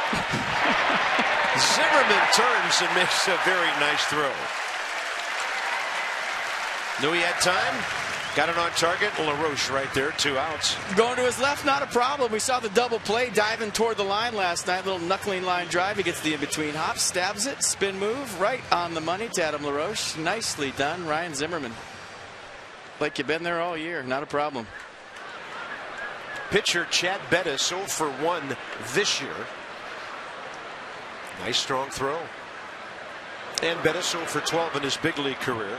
So Strasburg has a chance to cruise through another inning here. He's retired 11 of the last 12 Rockies. William Rosario, the only thing separating him from a one-hitter right now. Had a flare by Morneau that dropped into right center back in the first.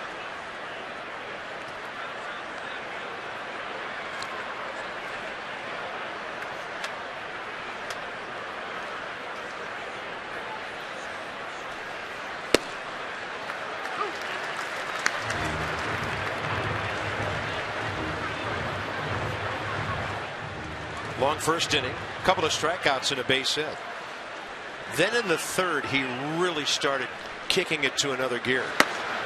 That's up and away. 2 balls, 2 strikes. 96 on pitch number 71. Mets have picked up a couple of runs. It's close again in Atlanta. 5-4, and they're batting in the 5th inning with a couple of guys aboard. First and third, 1 out.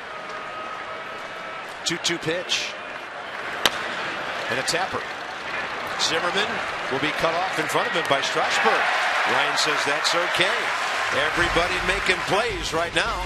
Strasburg 2 assists in the inning.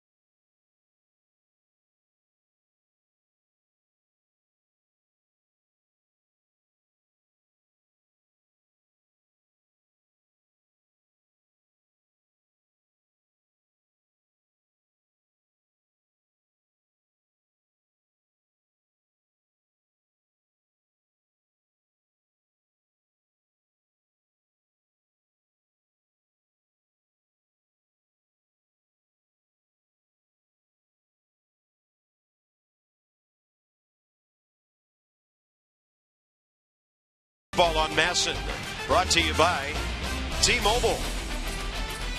Old Iron Mike throwing some curveballs, some sliders, some fastballs tonight. We're going to the bottom of the 5th inning. It's all Nats. 7 runs on 9 hits. I don't know, maybe the timing of all this is good. The offense gets back in. A Colorado pitching staff that's really struggling. A last place team coming in after Colorado leaves. Could be quite a week. It's off at least to a good start so far. And don't take for granted what the Nats are doing to the Rockies right now. It didn't happen in Chicago the first 2 games. They rebounded nicely, and you might point back to that doubleheader sweep of the Cubs late in the season as maybe a turning point for when this ball club could have went one of 2 different directions. They lost 2 games to a last place team. They rebounded nicely. We said how they responded to those 2 games would be big. They've taken care of business like they're supposed to. Good teams don't let teams that are in last place think they can play with them. And, you know, very impressive what the offense has done. But don't sleep on what Steven Strasburg has done here tonight. Got 3-hit shutout going, and his pitch count is nice. He's going to bat again in this inning. Wilson Ramos leads off against the right-hander Chad Bettis.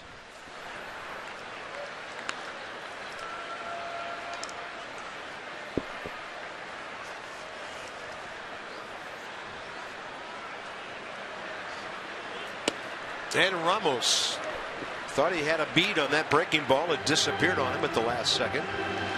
And the count 1-1, bottom of the 5th inning underway. Ramos 1 for 2 at the base hit through shortstop.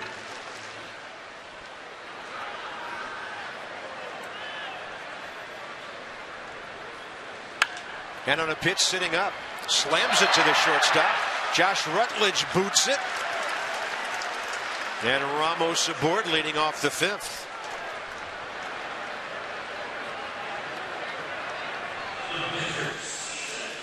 Yeah, ball just jumps up and gets Rutledge. Kind of gets set a little bit too soon. Anytime you get set going to the backhand side with the forehand, your glove's down there too long, and you really don't have the opportunity to adjust to the hop once your feet are still. Give Strasburg a chance to lay down a bunt and get off the field. Boy, I always tell kids, keep your feet moving on defense if you're an infielder. Even if you're set up for the baseball, kind of keep them chopping, because when your feet are moving, your glove stays soft. As soon as you set your feet, you know, not that that was the case with Rutledge right there. Probably could have played through the ball a little bit better. Easy to say, not easy to do down there. But for you young players, keep your feet moving and you'll make plays you didn't think you could make. A great bunt by Strasburg. His 4th sacrifice of the year. Ramos to second with 1 out. Now he can go rest. Yeah, I didn't have to make 2 or 3 left-hand turns. Just 1 right. Grab some Gatorade, get some water, and hope the line keeps moving. Some high fives from the coaches, Nate McLeod, Kevin Franzen, the skipper. I asked Randy Knorr, are you going beard with the rest of the guys? He said, as long as we're winning. I like it. Top of the order, Span. 1 for 2, a walk, a single, 2 runs. Denard looking for his 29th multi-hit game of the year. Most in the league, 30 by Jonathan Lucroy of Milwaukee.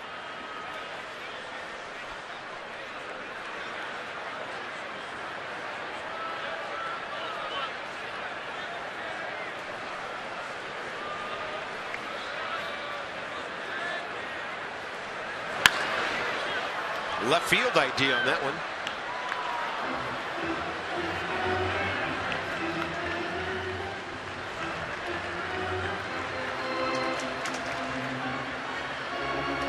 I was talking to some of the guys in the dugout yesterday, and they said that they enjoyed playing that doubleheader on Saturday in Chicago to have a Sunday off. Rare indeed. I don't remember too many Sundays off in 25 years of pro ball. I think that might have been the first one. Not scheduled ones. That was really different.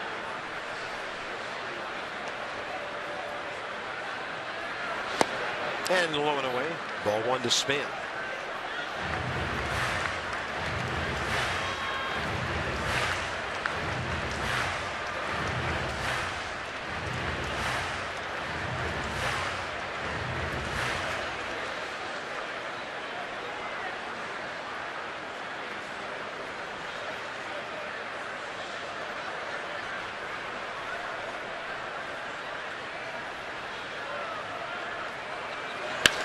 Hacking, well placed to shortstop, and a jump and a throw, and a fantastic play by Josh Rutledge.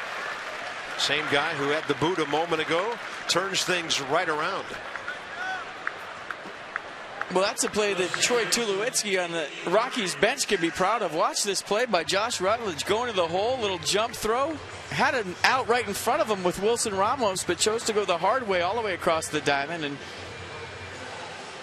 what an effort by the Rockies shortstop to take an infield single away from Denard Span.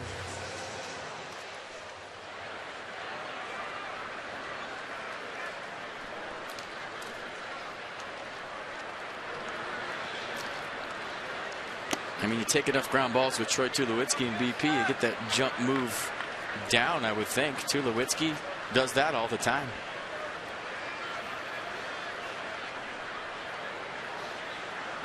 Derek Jeter made it his trademark, and Tulowitzki, whose favorite player is Derek Jeter, does the same thing. And Rendon with a high fly ball to center. Underneath it, Drew Stubbs. The Nats get a leadoff base runner. They've stranded 7, but they have plated 7, dominating the Rockies.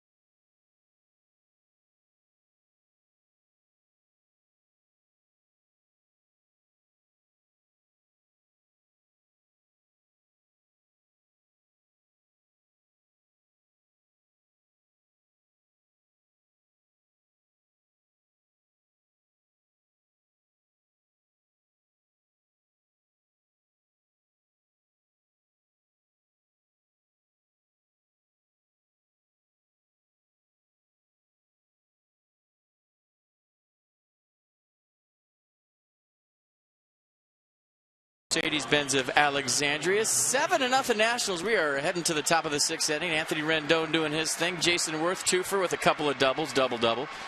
And then Steven Strasburg having the big night on the mound and at the plate, on the bases, everywhere for the Nats. The curveball's been good. The fastball command very good from Steven tonight. And how about a little offense from Strasburg? Stretches a triple into a double right there. Stops because he couldn't pick up his third base coach, Bob Henley. Watch. Couldn't see you. Didn't know where you were. Then on the Anthony Rendon double down the left field line, Strasburg scores, Rendon scores, and having a little fun. Look at the smiles in the Nationals dugout. Bob Henley smiling, Strasburg smiling all over the place. He and Desmond fanning off his pitcher. He finally made it home. Not every night has to be a gut-wrenching grinder. And the Nats have had a couple of ball games here where they've gotten well out ahead. Continue to play good baseball. Strasburg at 72 pitches through 5. Top of the order for the Rockies with Corey Dickerson.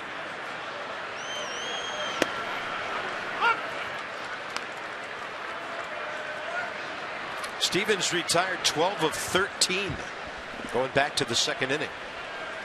Dickerson a fly ball to center, ground ball to first. I mean, it's not every day that you see Stevens smiling that much. It's great. We like that. Yeah, not on work days. No, it's all business. But enjoying it tonight here. Got a nice 7-run cushion. Made the mechanical adjustment, slowing things down. That's a good breaking ball there. A lot of action. Rendon backhand side. Well done. Throwing strikes in a good rhythm, and the defense responding behind him. Rockies have 3 singles. Morneau 2-out Flair in the first. Leadoff single Rosario in the second. 2-out single, almost identical to right field, by Willeen, their catcher, in the fourth. And that's it.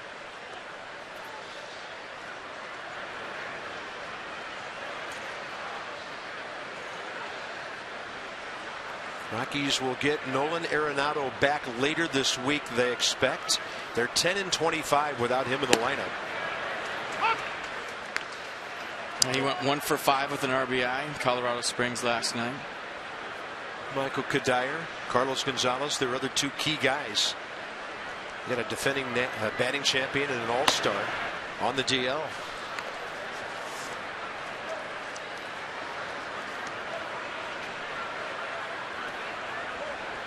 And the Rockies just don't have the pitching staff to be able to win games if they don't hit big. This is interesting. Coming into the game, 418 runs, by far the best in the league. But they've given up 443. They've hit 98 home runs, best in the league. But they've given up the most, 103. Had 4 pitchers from their opening day rotation on the disabled list. Yolis Chacin yesterday added. Tyler Chatwood, Brett Anderson, Jordan Lyles. And the guys that have replaced them have even got hurt. That's how bad it's going for the Rockies. Christian Bergman broke his hand. He was a replacement for the starters. Eddie Butler has a shoulder strain.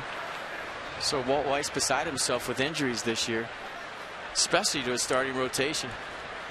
Yeah, and Michael Kadire broke his shoulder diving for a ball, playing third base in place of Arenado. Another add to the point you made there. It's just been a nightmare for the Rockies, who are pretty solid through the first 2 months of the season. It's nothing you can control either. It's all broken bones, broken finger, broken shoulder.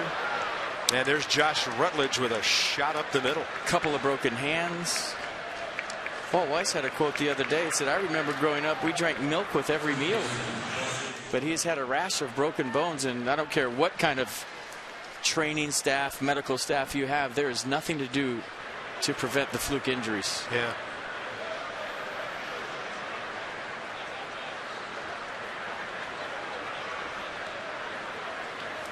Rockies with a base runner for the first time in a while. Here's Morneau, 1 for 2. 5th leading hitter in the league, and Strasburg gets a high strike call here in the 6th.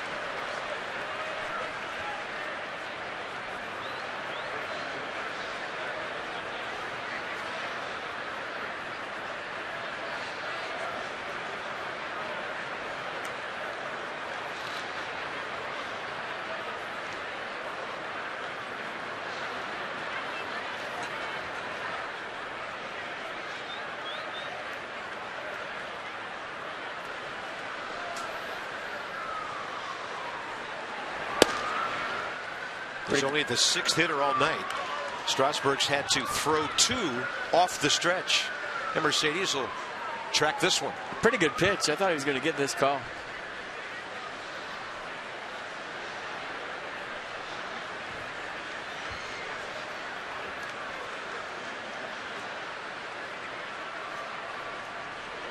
Then he goes with the curveball. It stays outside. 2 balls, 1 strike. And again, home dominating. 5-1, 2.5 runs a game. 7 strikeouts to every walk. And on the road, for some reason, totally different. And you've talked about the mounds, different routines. You know, but when you're a pitcher on the road, you don't have to go right out and start the game like you do when you're the offense on the road. Got a chance to sit around, absorb things for a little bit before you get out there.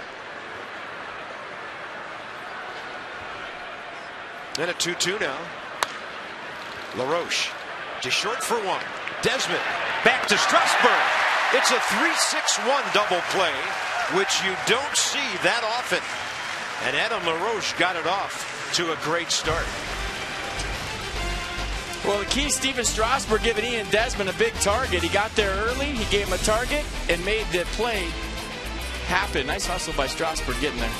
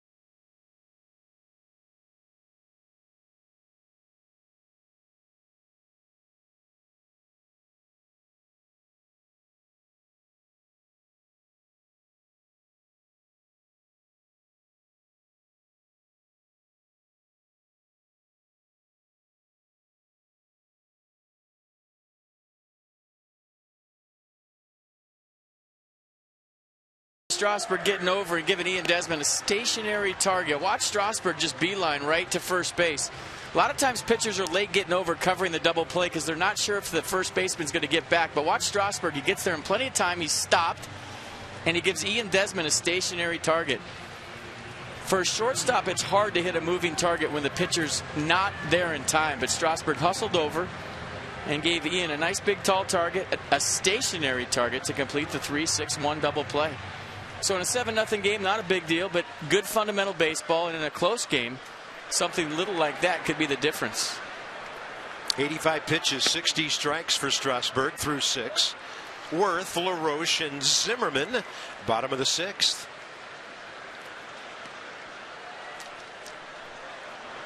Seems like the middle of the order's up every inning. Well, this is the 4th time in 6 innings. So that's the way it kind of is right now. A pair of RBI doubles by Worth. 3 batted in tonight. A walk in between. And this guy gets this bat going.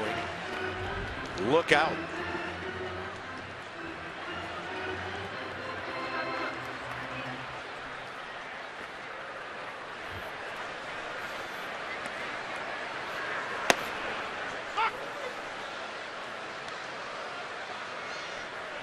Hey, you got a couple of knocks. You're up 3-1 in the count. Should be a healthy hack. Ah, seeing it big. Yeah, a little bit low. He's on base for the 4th time.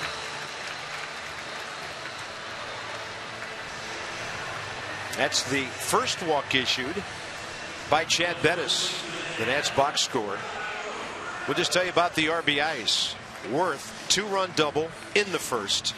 Later, a Zimmerman sac fly in that frame. And then 4 in the 4th on the Rendon 2-run double. A Worth extra base hit. And a wild pitch.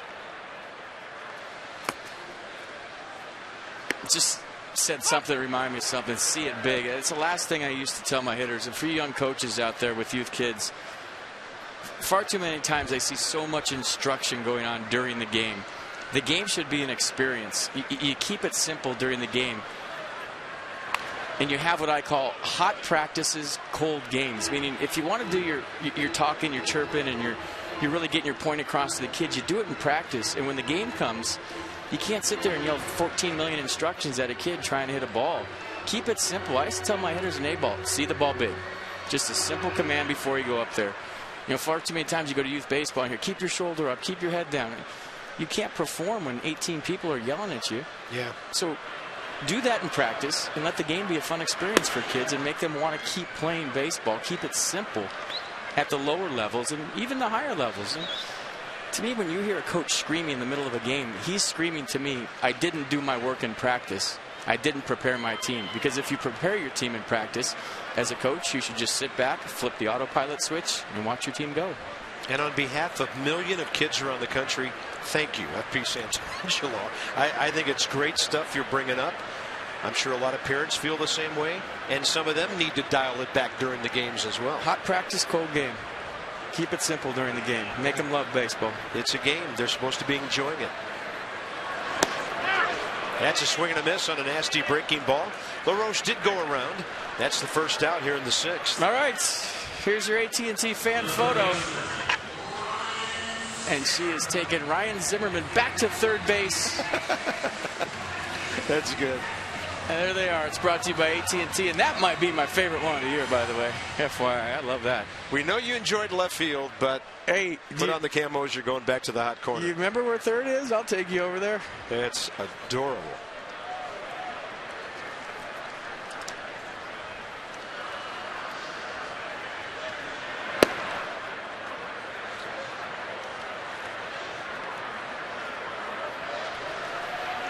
Yeah, I'm with you. That's my vote for the best one of the year. I mean, you can't go wrong with kids in the AT&T fan photo. We'll take those every night. Yeah, a little haywire with cotton candy here and there, but that's okay. Yeah, we love it. Ryan Zimmerman, whoever led him over to third, doing quite well. There's Matt Belisle for the Rockies.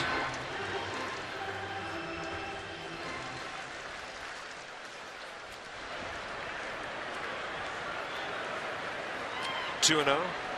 Zimmerman sac fly, walk and a base hit. Average back over 250 now. And Ryan will pop one into right center. Ways to go. This ball's going to drop. It was in the air for a while and nobody close. I mean, this is the big leagues. That play has to be made. I'm sorry. The closest guy was the second baseman, LeMahieu. Brandon Barnes nowhere near that ball from right field. And Ryan Zimmerman will take it. Second hit of the night for Zimmerman. Stay hot and put on the Zimmerman, Ryan. You just received a gift. That ball was in the air way too long at this level to drop. I'm sorry.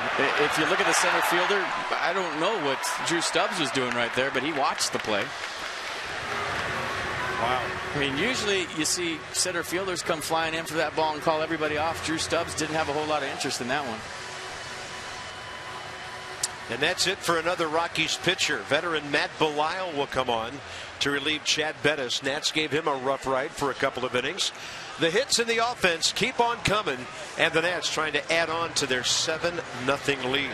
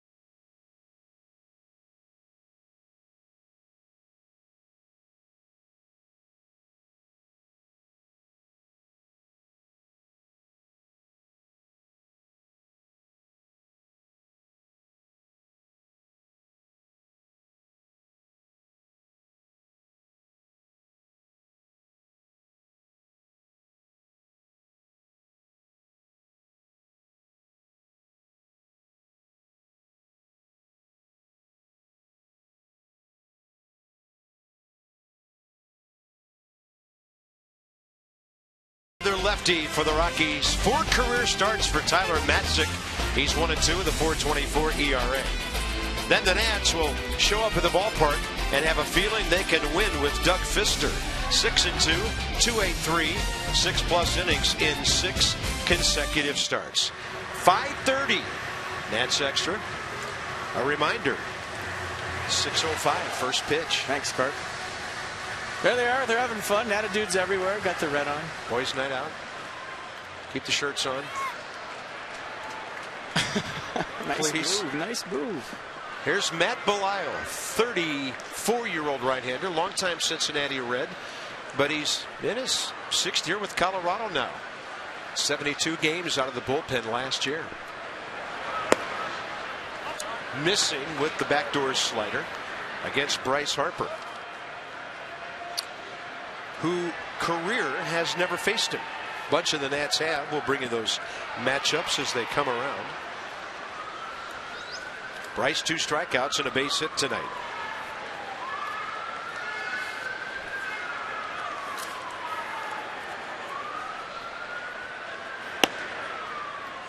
Pretty good pitch. Wow, 2-0.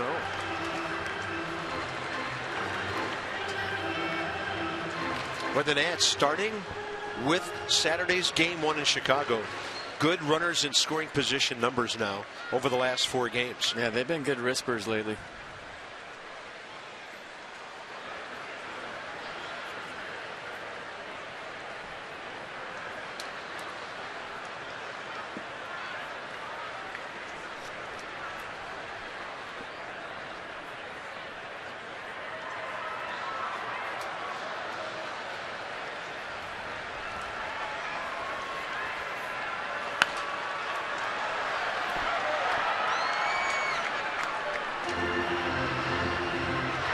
Yeah, Belisle broke in with the Reds back in 03.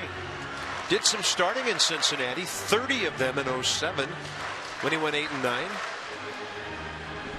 He was the Rockies vulture out of the bullpen 3 years ago. 10 wins in 74 appearances.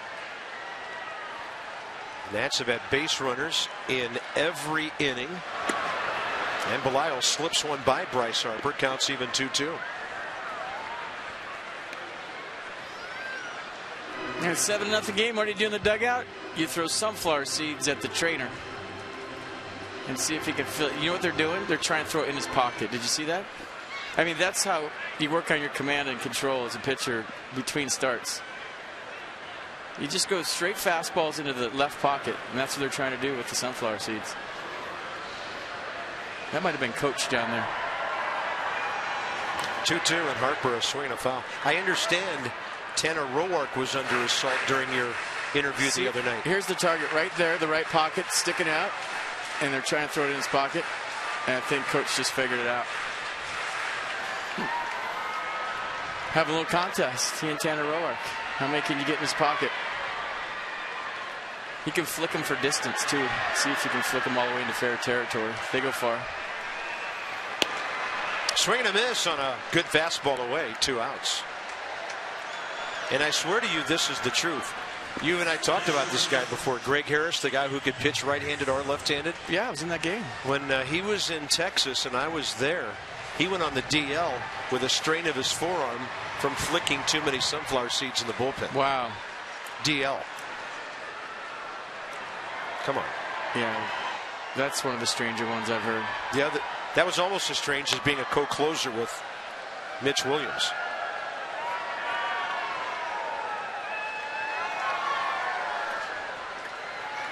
Well, Gio's got till what, Saturday before he pitches again? Roark would go on Friday. Life of a starting pitcher, especially when you deal. Must be a nice 4 days between starts. I know some of you folks who were at the game last night spent a lot of time on the 14th Street Bridge trying to get into Virginia. Gio and I spent about 3 or 4 blocks together on the bridge last night. That took up some of his time. There was big time construction last night, and the interstate was a mess leaving Nationals Park. Look at that tomahawk shot to right. And it'll be Brandon Barnes charging in to grab that hard line drive. The Nats leave 2 more. They've left 9, but they are dominating at the Capitol tonight.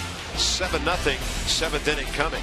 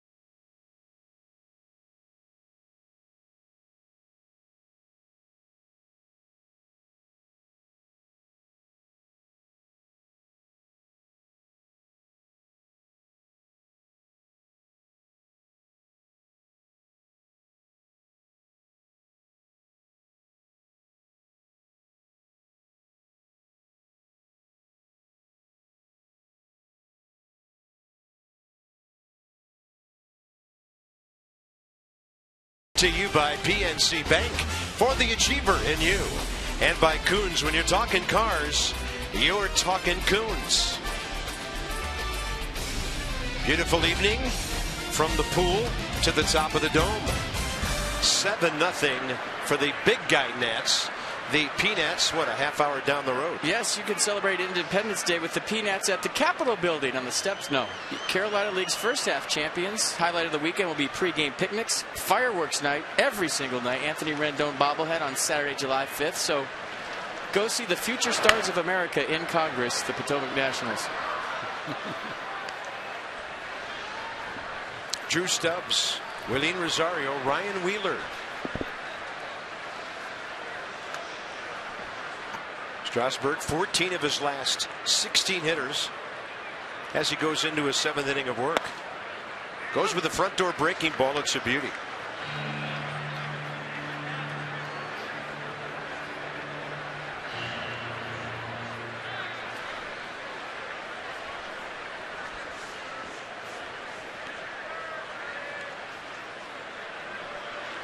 That's a big hook. Caught cleanly by Ramos. Strasburg's first strikeout since the 4th inning, and that's just fine. Nissan will track it. Yeah, third one for Drew Stubbs tonight, and the third one on a curveball. And Steven Strasburg's secondary pitch tonight has been that curveball.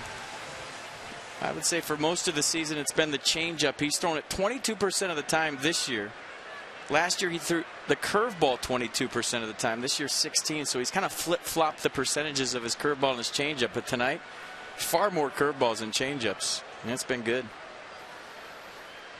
And this is the one guy that's figured Steven out tonight, Willeen Rosario, 2 for 2, a couple base hits to right.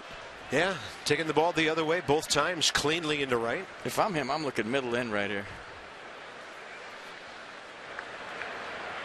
He gets a big hook that had him buckling just a bit.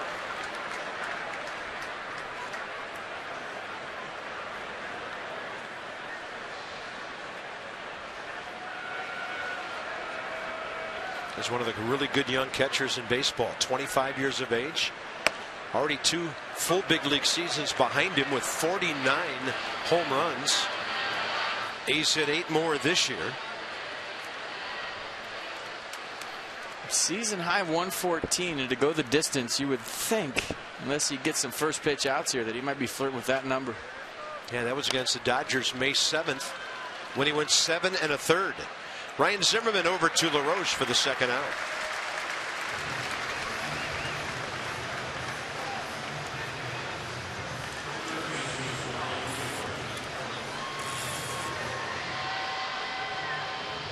Ryan Wheeler now.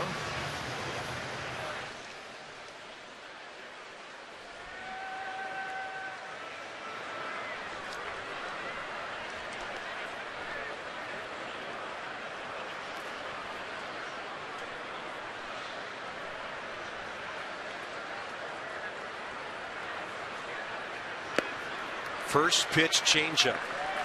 Just diving.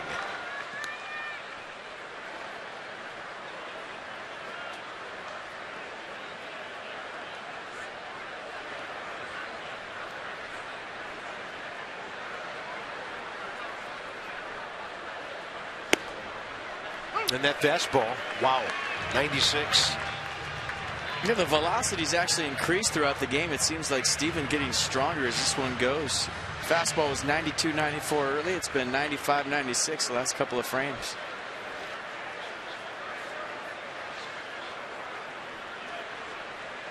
And the 0-2. And you see that with him. He gets into the groove, and you can kind of see the wheels stop turning, meaning that he gets into that mechanical where he doesn't even have to think about his mechanics anymore, and that's when you start to see the fastball jump out of his hand.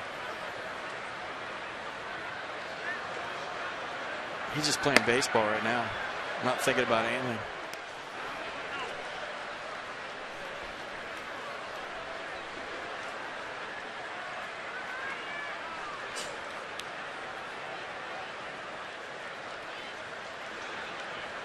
And a 2-2.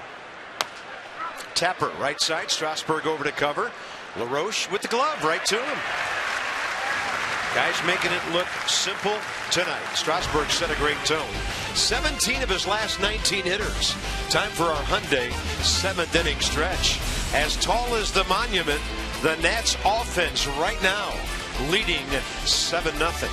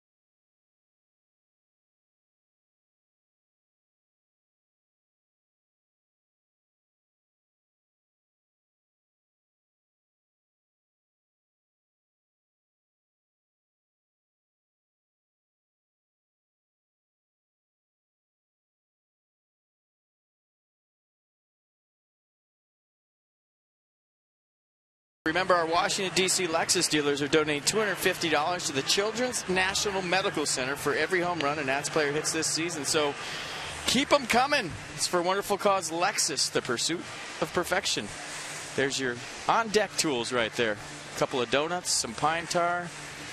That's the pine tar stick, and that's Ryan Wheeler at first base. And at third base, we got Charlie Culberson. And he should be batting ninth. And the new pitcher, Adam Ottavino. Who's hitting?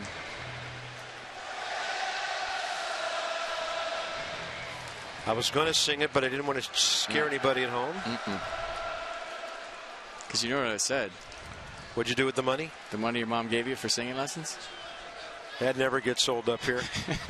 It's our inside joke of the booth, ladies and gentlemen. It's our running joke whenever one of us sings. I always say, what'd you do with that money, Carb? What money? Wilson Ramos. Little foul. Looks like Culberson is batting in the 9th spot. And the Rockies pitcher, Ottavino, batting third. Justin Morneau gets the rest of the night off, and deservedly so.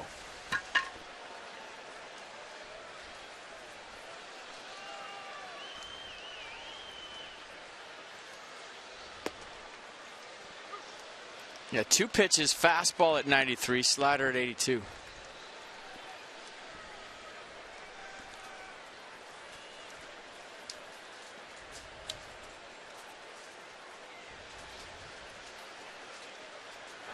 The one I still can't get over and go down in history is the clubhouse cornball joke that I said, do you pronounce the capital of Kentucky Louisville or Louisville? And you, without hesitation, said capital of Kentucky's Frankfurt. And that's the joke. You didn't fall for it. Yeah. Worked a lot of my geography as a younger man. I don't know what I was going to do with that. Well, it helps every night when you teach me about which way everything is on the road. Some paths on the road are straighter than others. This one out to short. And Wilson Ramos will be thrown out there by Josh Rutledge. First out, bottom of the 7th inning. And Steven Strasburg, here he comes again. Looks like he'll pitch the 8th. It's great seeing him at this stage of a ball game. Steven's longest outing of the year, 7 1/3, May 7th against the Dodgers. Nats won that game 3-2. He gave up 2 runs on 7 hits.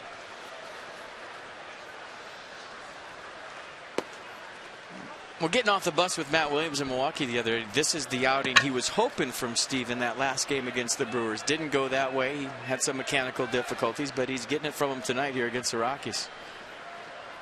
Looking at his card, and I think minus any trouble, he's going to let him go. Why not? Right now at 96 pitches. So if he gets a quick 8th, maybe a 9th.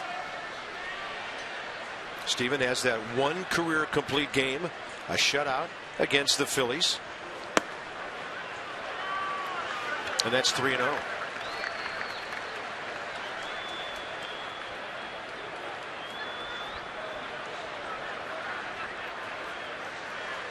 I don't know how interested Matt Williams would be in his pitcher running the bases right here. But he's going to have to. And he walks him. Strasburg 1 for 2 tonight with a double, a sacrifice, and a walk. That is the 6th walk issued by the Rockies staff tonight. Here's Denard Span. And against Ottavino, 0 for 1 career.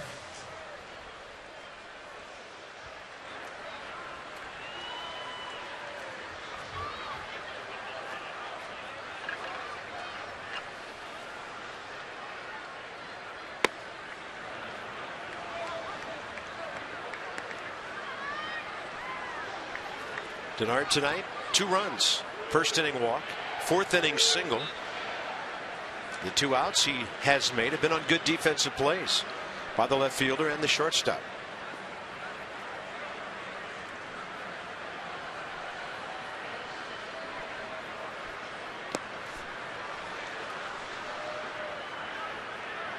No, nothing much happening at the moment in Atlanta. Luis Avalon pitching against the Mets. It's the top of the 7th. Braves 5, New York 4.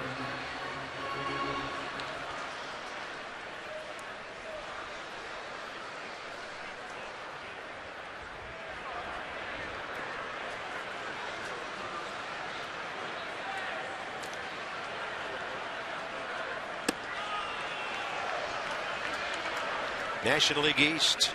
Braves have won 5 straight. The Nats looking for number 4 tonight. Marlins have lost 4 straight. Right now, Phillies at Florida. At Miami, actually, tied 4-4, 8th inning.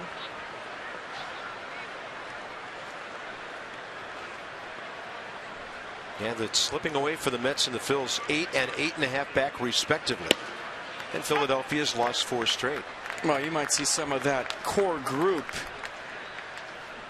that we've seen for so many years with other ball clubs now. And I think Ruben Amaro might have been caught in between when the Phillies made that run about a week or so ago. I know they were lurking, but right now I think you traded Chase Utley, and if you can trade a Ryan Howard with his contract, you do it, and you might have to eat some of that. And Span will walk right behind Strasburg here in the 7th inning. Jonathan Papelbon, I think, would be welcomed by some ball clubs in the pennant race. So the only thing with that is they don't have a lot in their farm system. So if they're going to trade guys, they have to restock their system via these trades.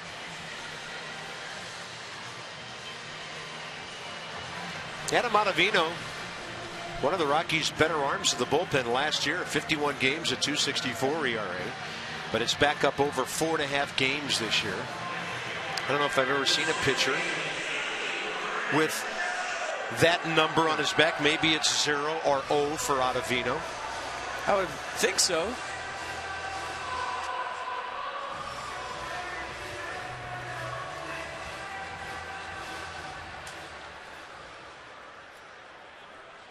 Here's Anthony Rendon. 1 for 3, 2-run double, a walk, and 2 runs scored. It's a lot of fun trying to keep track of all this offense every time a guy comes in. Front door breaking ball, strike 1. Nats were 17-11 in June and looking to get July off to a great start. I saw a note on the Rockies that was interesting. And that's a ground ball to the left side. They'll try to turn 2, but Rendon will beat it out. Rockies over the last couple of years have their worst winning percentage in the month of July than any other. Well, it's time for your Miller moment, just like we promised you earlier in the game. Brought to you by Miller Lights. And let's check out Jason Worth tonight. A couple of doubles. This one, a bullet past Ryan Wheeler at third base. Got stuck on the fence. That scored Anthony Rendon and Denard Span. And then how about this one? Shopping at the gap the other way. So Jason Worth line to line pretty much tonight. Left field, right center, hitting the ball all over the place. Hang on to that bag for your second double and third RBI. Big night so far for Worth. On base 4 times. A couple of walks in there with the doubles. And a big sweeping breaking ball. If the Rockies don't come back and win tonight, their record in July, going back to 2012, would be 17-34, a .333 winning percentage. For some reason, maybe their pitching staff, coupled with hot weather in Denver and everywhere else, it's just a month where they struggle to get people out. You can make the argument that other teams come into Colorado, feel the altitude, they leave. The Rockies stay there. They've done all kinds of studies about how you recover with the red blood counts and the cells and all that stuff that I have no idea about. But they've actually done a whole bunch of studies on how it affects them staying at that altitude for so long when they go on the road and how it wears them down throughout the course of a season. They've actually pulled back on all the activities they do with batting practice and infield because of the recovery or lack thereof. And a ball to second. Jason Worth gone, so are the Nats. So Steven Strasburg can walk in from third base and get ready for maybe his longest outing of the season.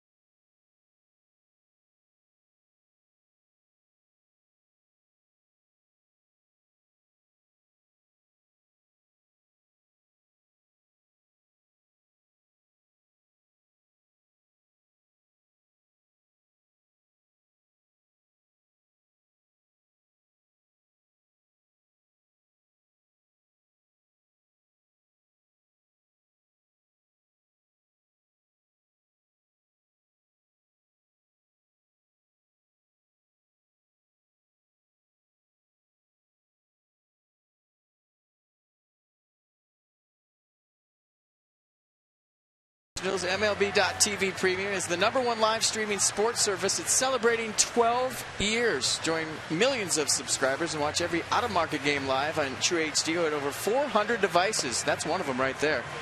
Visit nationals.com for details.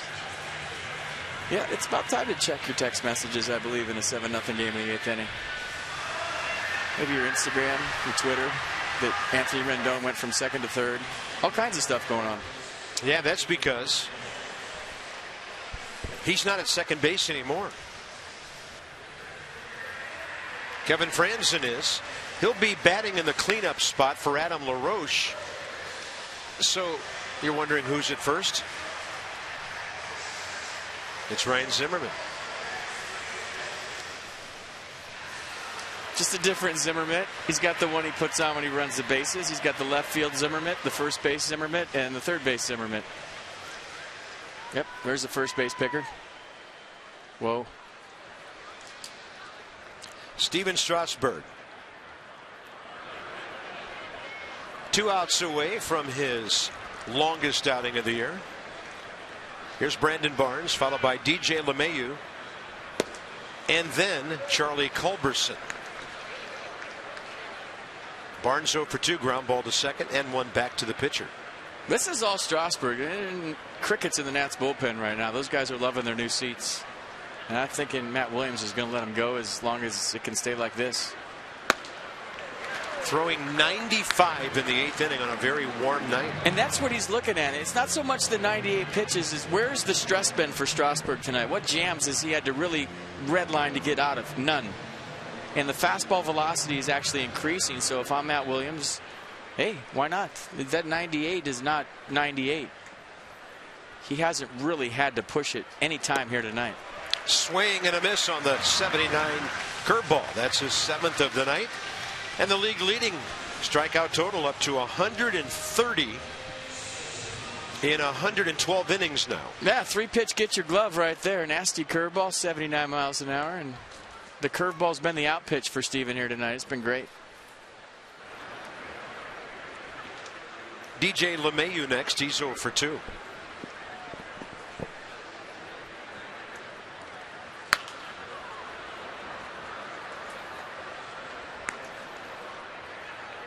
Long ball game, nearing the 3-hour mark here in the top of the 8th at Nationals Park, where the Nationals are trying to go 8 for their last 11 if they hold on with this one tonight. Starting to do what contending ball clubs do, and that's dominate at home and then play as well as you can and split on the road. On the road, they're 20-21 after the doubleheader sweep in Chicago.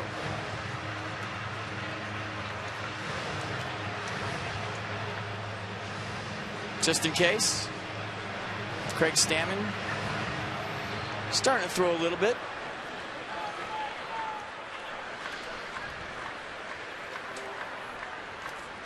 And the 0-2. Fastball rides high. Left-hander Rex Brothers for the Rockies.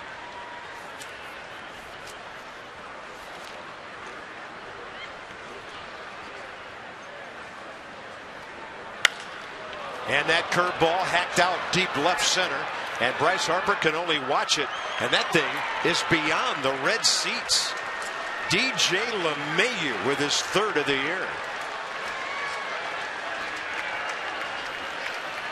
Well, that'll get Craig Stammen throwing a little bit harder down the Nationals bullpen, but pretty good swing right there from DJ LeMahieu. He finally got a Steven Strasburg curveball, the pitch that's been working for him all night long.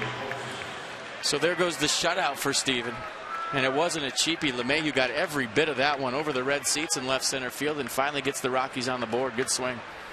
Watch the curveball. Just stays up a little bit too long. It's been down all night. Kind of backs up on Strasburg. And look where this one lands. That's big boy land out there. I guess if you're going to give up a shutout, do it like that. Nice swing by LeMahieu. Yeah, not a wall scraper there. Rockies' 99th home run of the year. And I think Matt Williams, it makes his decision a little bit easier now, right? He doesn't have to worry about stretching him out to 120-ish if he had to go for the shutout. I don't know if he was going to. We'll ask him after the game, but there's always that temptation because shutouts don't grow on trees. You don't get a chance for them every day. And It would have been interesting to see how the skipper handled it.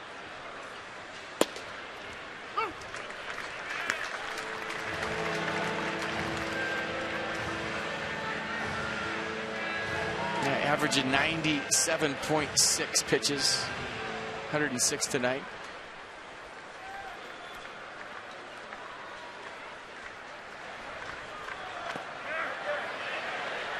And that's a strikeout. That's number 8 as Charlie Culberson goes down.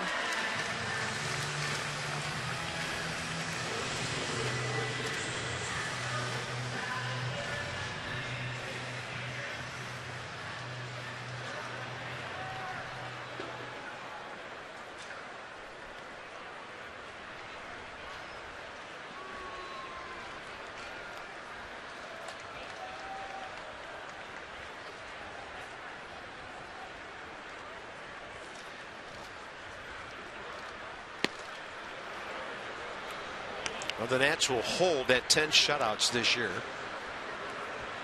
One of them by one pitcher, Tanner Roark against San Diego. The other 9 had the bullpen involved.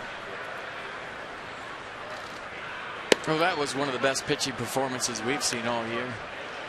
3-hit shutout by Roark. But he struck out 12 Padres, walked none. Flirted with a perfect game for 5 innings. Here's Tanner. And they have to add Jordan Zimmerman's at San Diego. So 2 complete game shutouts by starters.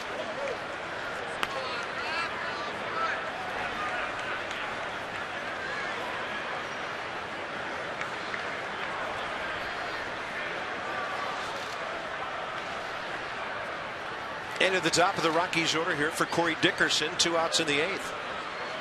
So with that last out, Strasburg, longest outing of the year, he'll walk a man, his first of the night, and Dickerson aboard with Josh Rutledge coming in and Matt Williams coming out. Should be a nice ovation right here for the big right-hander.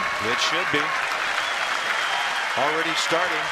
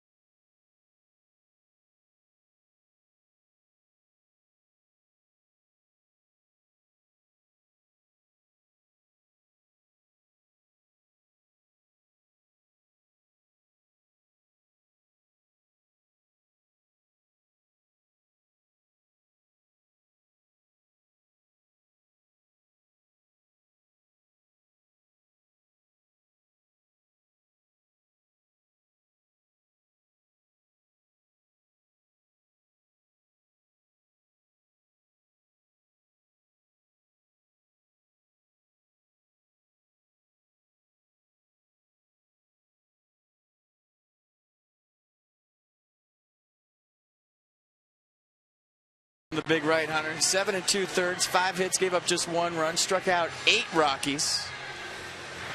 And it's all he's thinking about, knowing him, is the home run he just gave up. But he pitched a gem here tonight against Colorado. That was good. Here's Craig Stammen with 2 outs in the 8th, and he could take the Nats the rest of the way.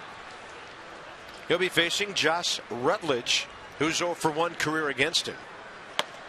And he delivers a fastball in there. 2-seam fastball, low 90, slider curve combo to go with it. 1.91 ERA in his last 19 games. Goes back to April 20th when he had a bit of a rough ride one night in Atlanta. A throwing error he made contributed to that, but since then, nails.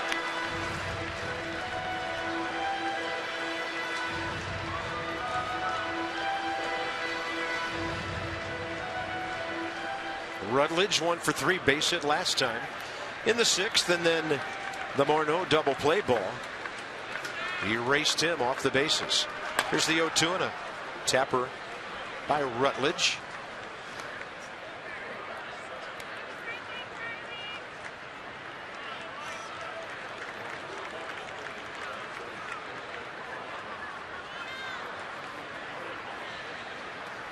They're in the 8th at Atlanta. Jordan Walden trying to get things set up for Craig Kimbrell down there. 5-4. Braves still lead the Mets.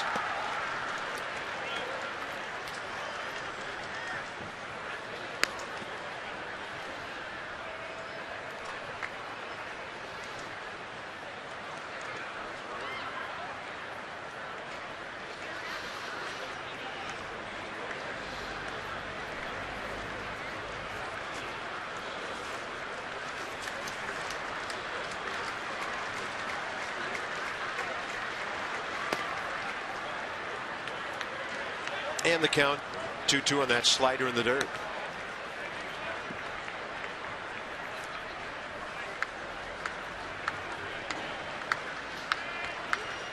Doug Fister will go for number 7 tomorrow.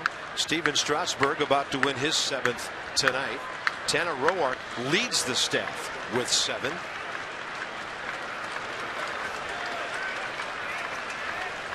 And the Nats on top. Yeah, you guessed it, 7-1 here, 8th inning.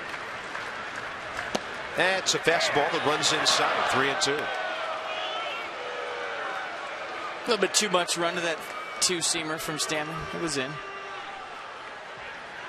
Bunch of umpires in red t-shirts here thought it was a strike. And those are always the fans sitting on either side. You can't tell location over the plate from first or third base. But they saw what they thought was a pretty good pitch. Here's a 3-2. And they'll take it low. Rutledge. And he's aboard, 2 on, 2 out. First 2 walks given by the Nats staff tonight. And they gave only 2 last night in a 7-3 win. Pitcher spot. And it'll be Charlie Blackmon, who didn't start the ball game tonight, got the evening off. Led off last night, went 1 for 4. The guy with power, 12 homers, 46 RBIs. Usually the Rockies leadoff hitter is 12 home runs and 44 RBI. It's the most in Major League Baseball for a leadoff hitter. I remember the first couple weeks of the season. He was unstoppable.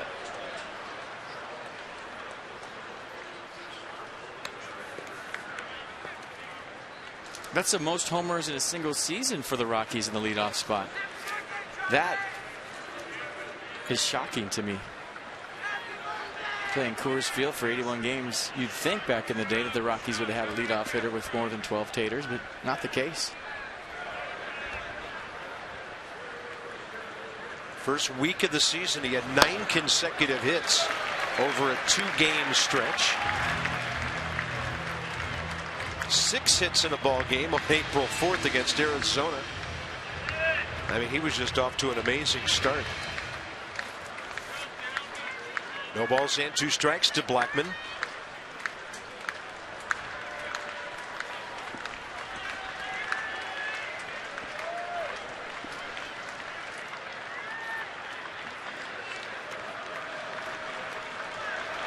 And Stammen gets him on a pitch away. Kevin Frandsen wide to Zimmerman. Ryan had to go backhand side to grab it.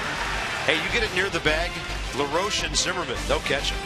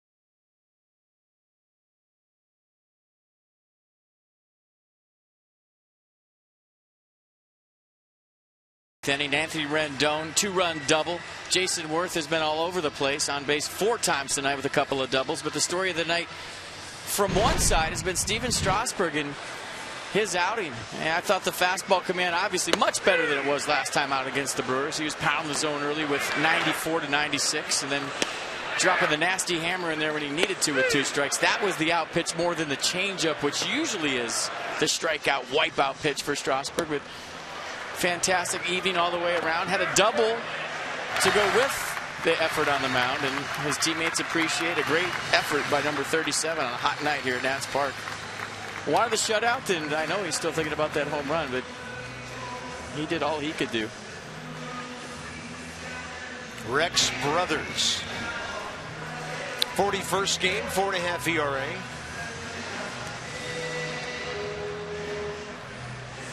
And neither side of the plate hitting that well against him. Nats have seen him before. Kevin Franzen has not. His first at bat after taking over at second base. And he rips one to the shortstop hole. Backhand on the run. Well done by Josh Rutledge. 1 out. Josh Rutledge just made some nice plays going the hole tonight for the Rockies. Have that one on the list. He's made 2 dandies going to the backhand side, one with the jump throw, and this one flat-footed with something on it to get Franzen by about 4 steps. Nice play.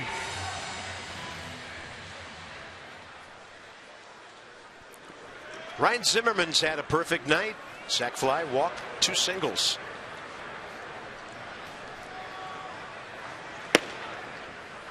And against Brothers' career, 1 for 3 with a home run.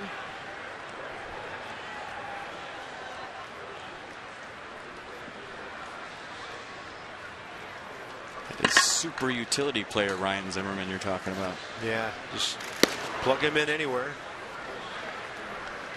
Left field, third base, first base, not a problem.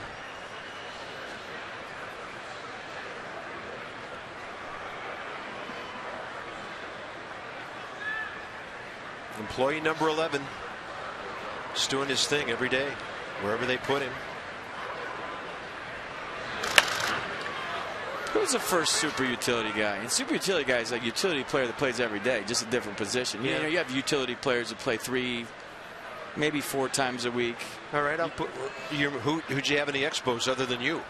Well, I'm just thinking before that, like Jose Aquindo comes to mind, Tony Phillips, the super utility guys that got 500 at bats a year and played every day. Those are the first 2 that came to my mind. Oquendo for Whitey Herzog and Tony Phillips for Sparky Anderson in Detroit. Yeah. Guys that when they walked into the clubhouse knew they were in the lineup. They just had to look at the number by their name. Was it going to be second? Was it going to be left field? Was it going to be third? And both were switch hitters. Yes. I mean, they did everything you could possibly do.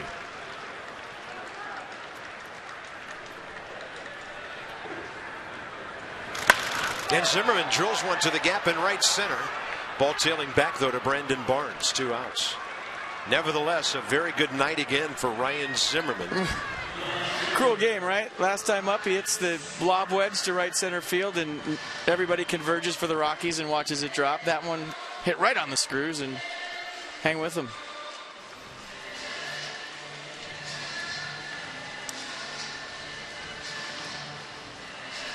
Bryce Harper a chance against a left-hander. He's faced Brothers before. 0 for 3 with 2 fly balls and a line drive out. Bullpen quiet. Craig Stammen set to wrap this one up and get the Nats into a possible sweep situation tomorrow with Doug Fister at 6:05. We will usher in the holiday with an earlier game tomorrow night. Off day Thursday, morning game Friday.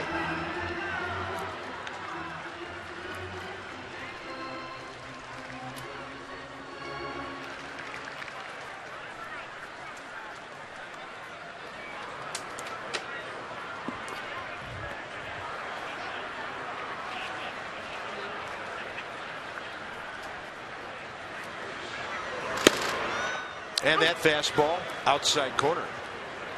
Yeah, Bryce in an 0-2 count. He struck out 3 times tonight. He's trying to put the ball in play.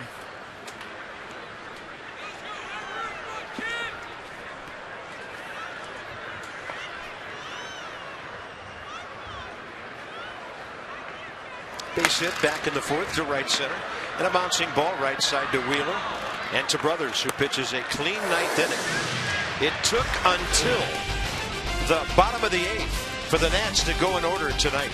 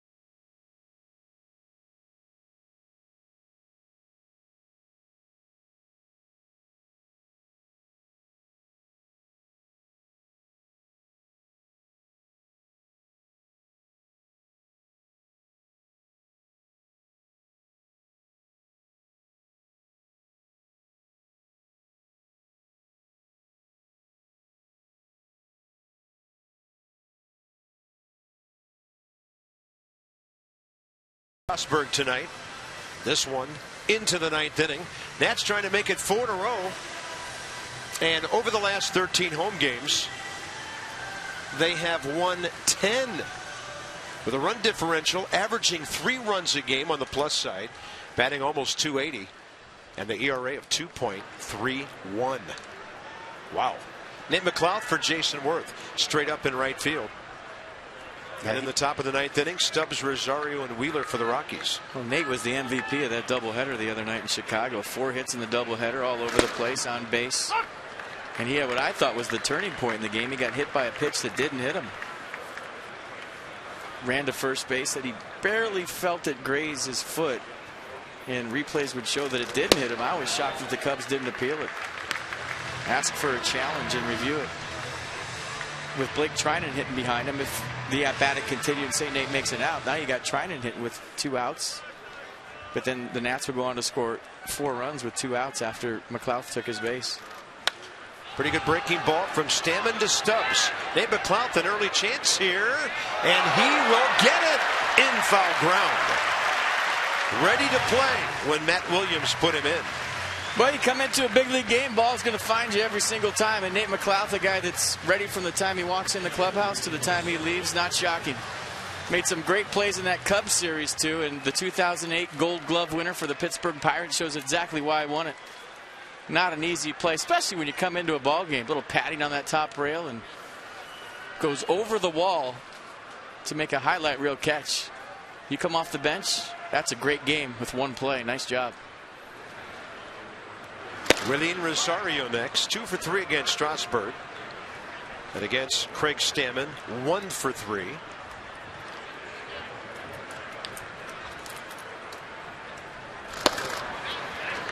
Ballpark a bit quiet. Fans have been able to just kind of relax, enjoy the early lead, and just kind of ease on through the ball game with the club. 26,033 paid tonight.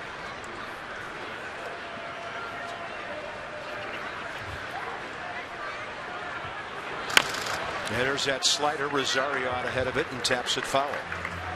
The Nats have now scored 7 or more runs in 3 straight games for the first time since September of 2012, when they did it 5 straight times. Matt Williams' club is all of a sudden healthy and feeling good at the dish. I tell you, I meant that earlier tonight when I said you can circle that Cubs doubleheader maybe as a turning point in this season. We'll see. Yeah, they had the possibility of coming home with 4 losses in a row on that trip. Actually 5. Lost at Milwaukee, dropped the first 2.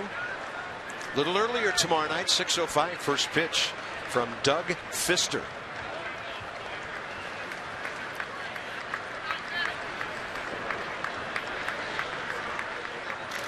Stammen to Rosario, buries the slider. 2 outs here in the ninth. You know, short slider at 86 looks like a fastball. You go to swing and the bottom drops out. So Rosario, who started the night 2 for 2, ends up 2 for 4.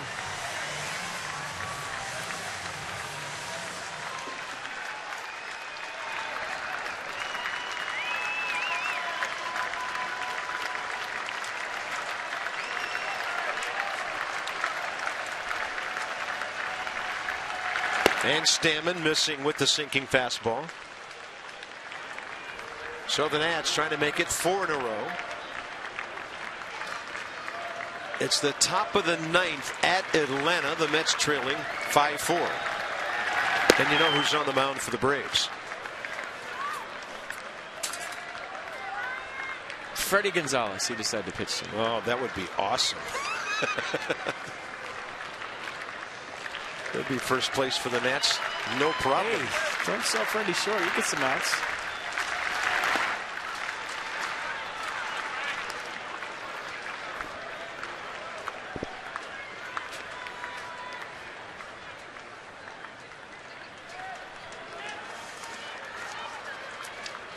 Three 3-0. Stammen goes to Wheeler and walks him. Craig Stammen 2 walks in this outing. Rare for him. And he'll face Brandon Barnes. First career matchup between these two.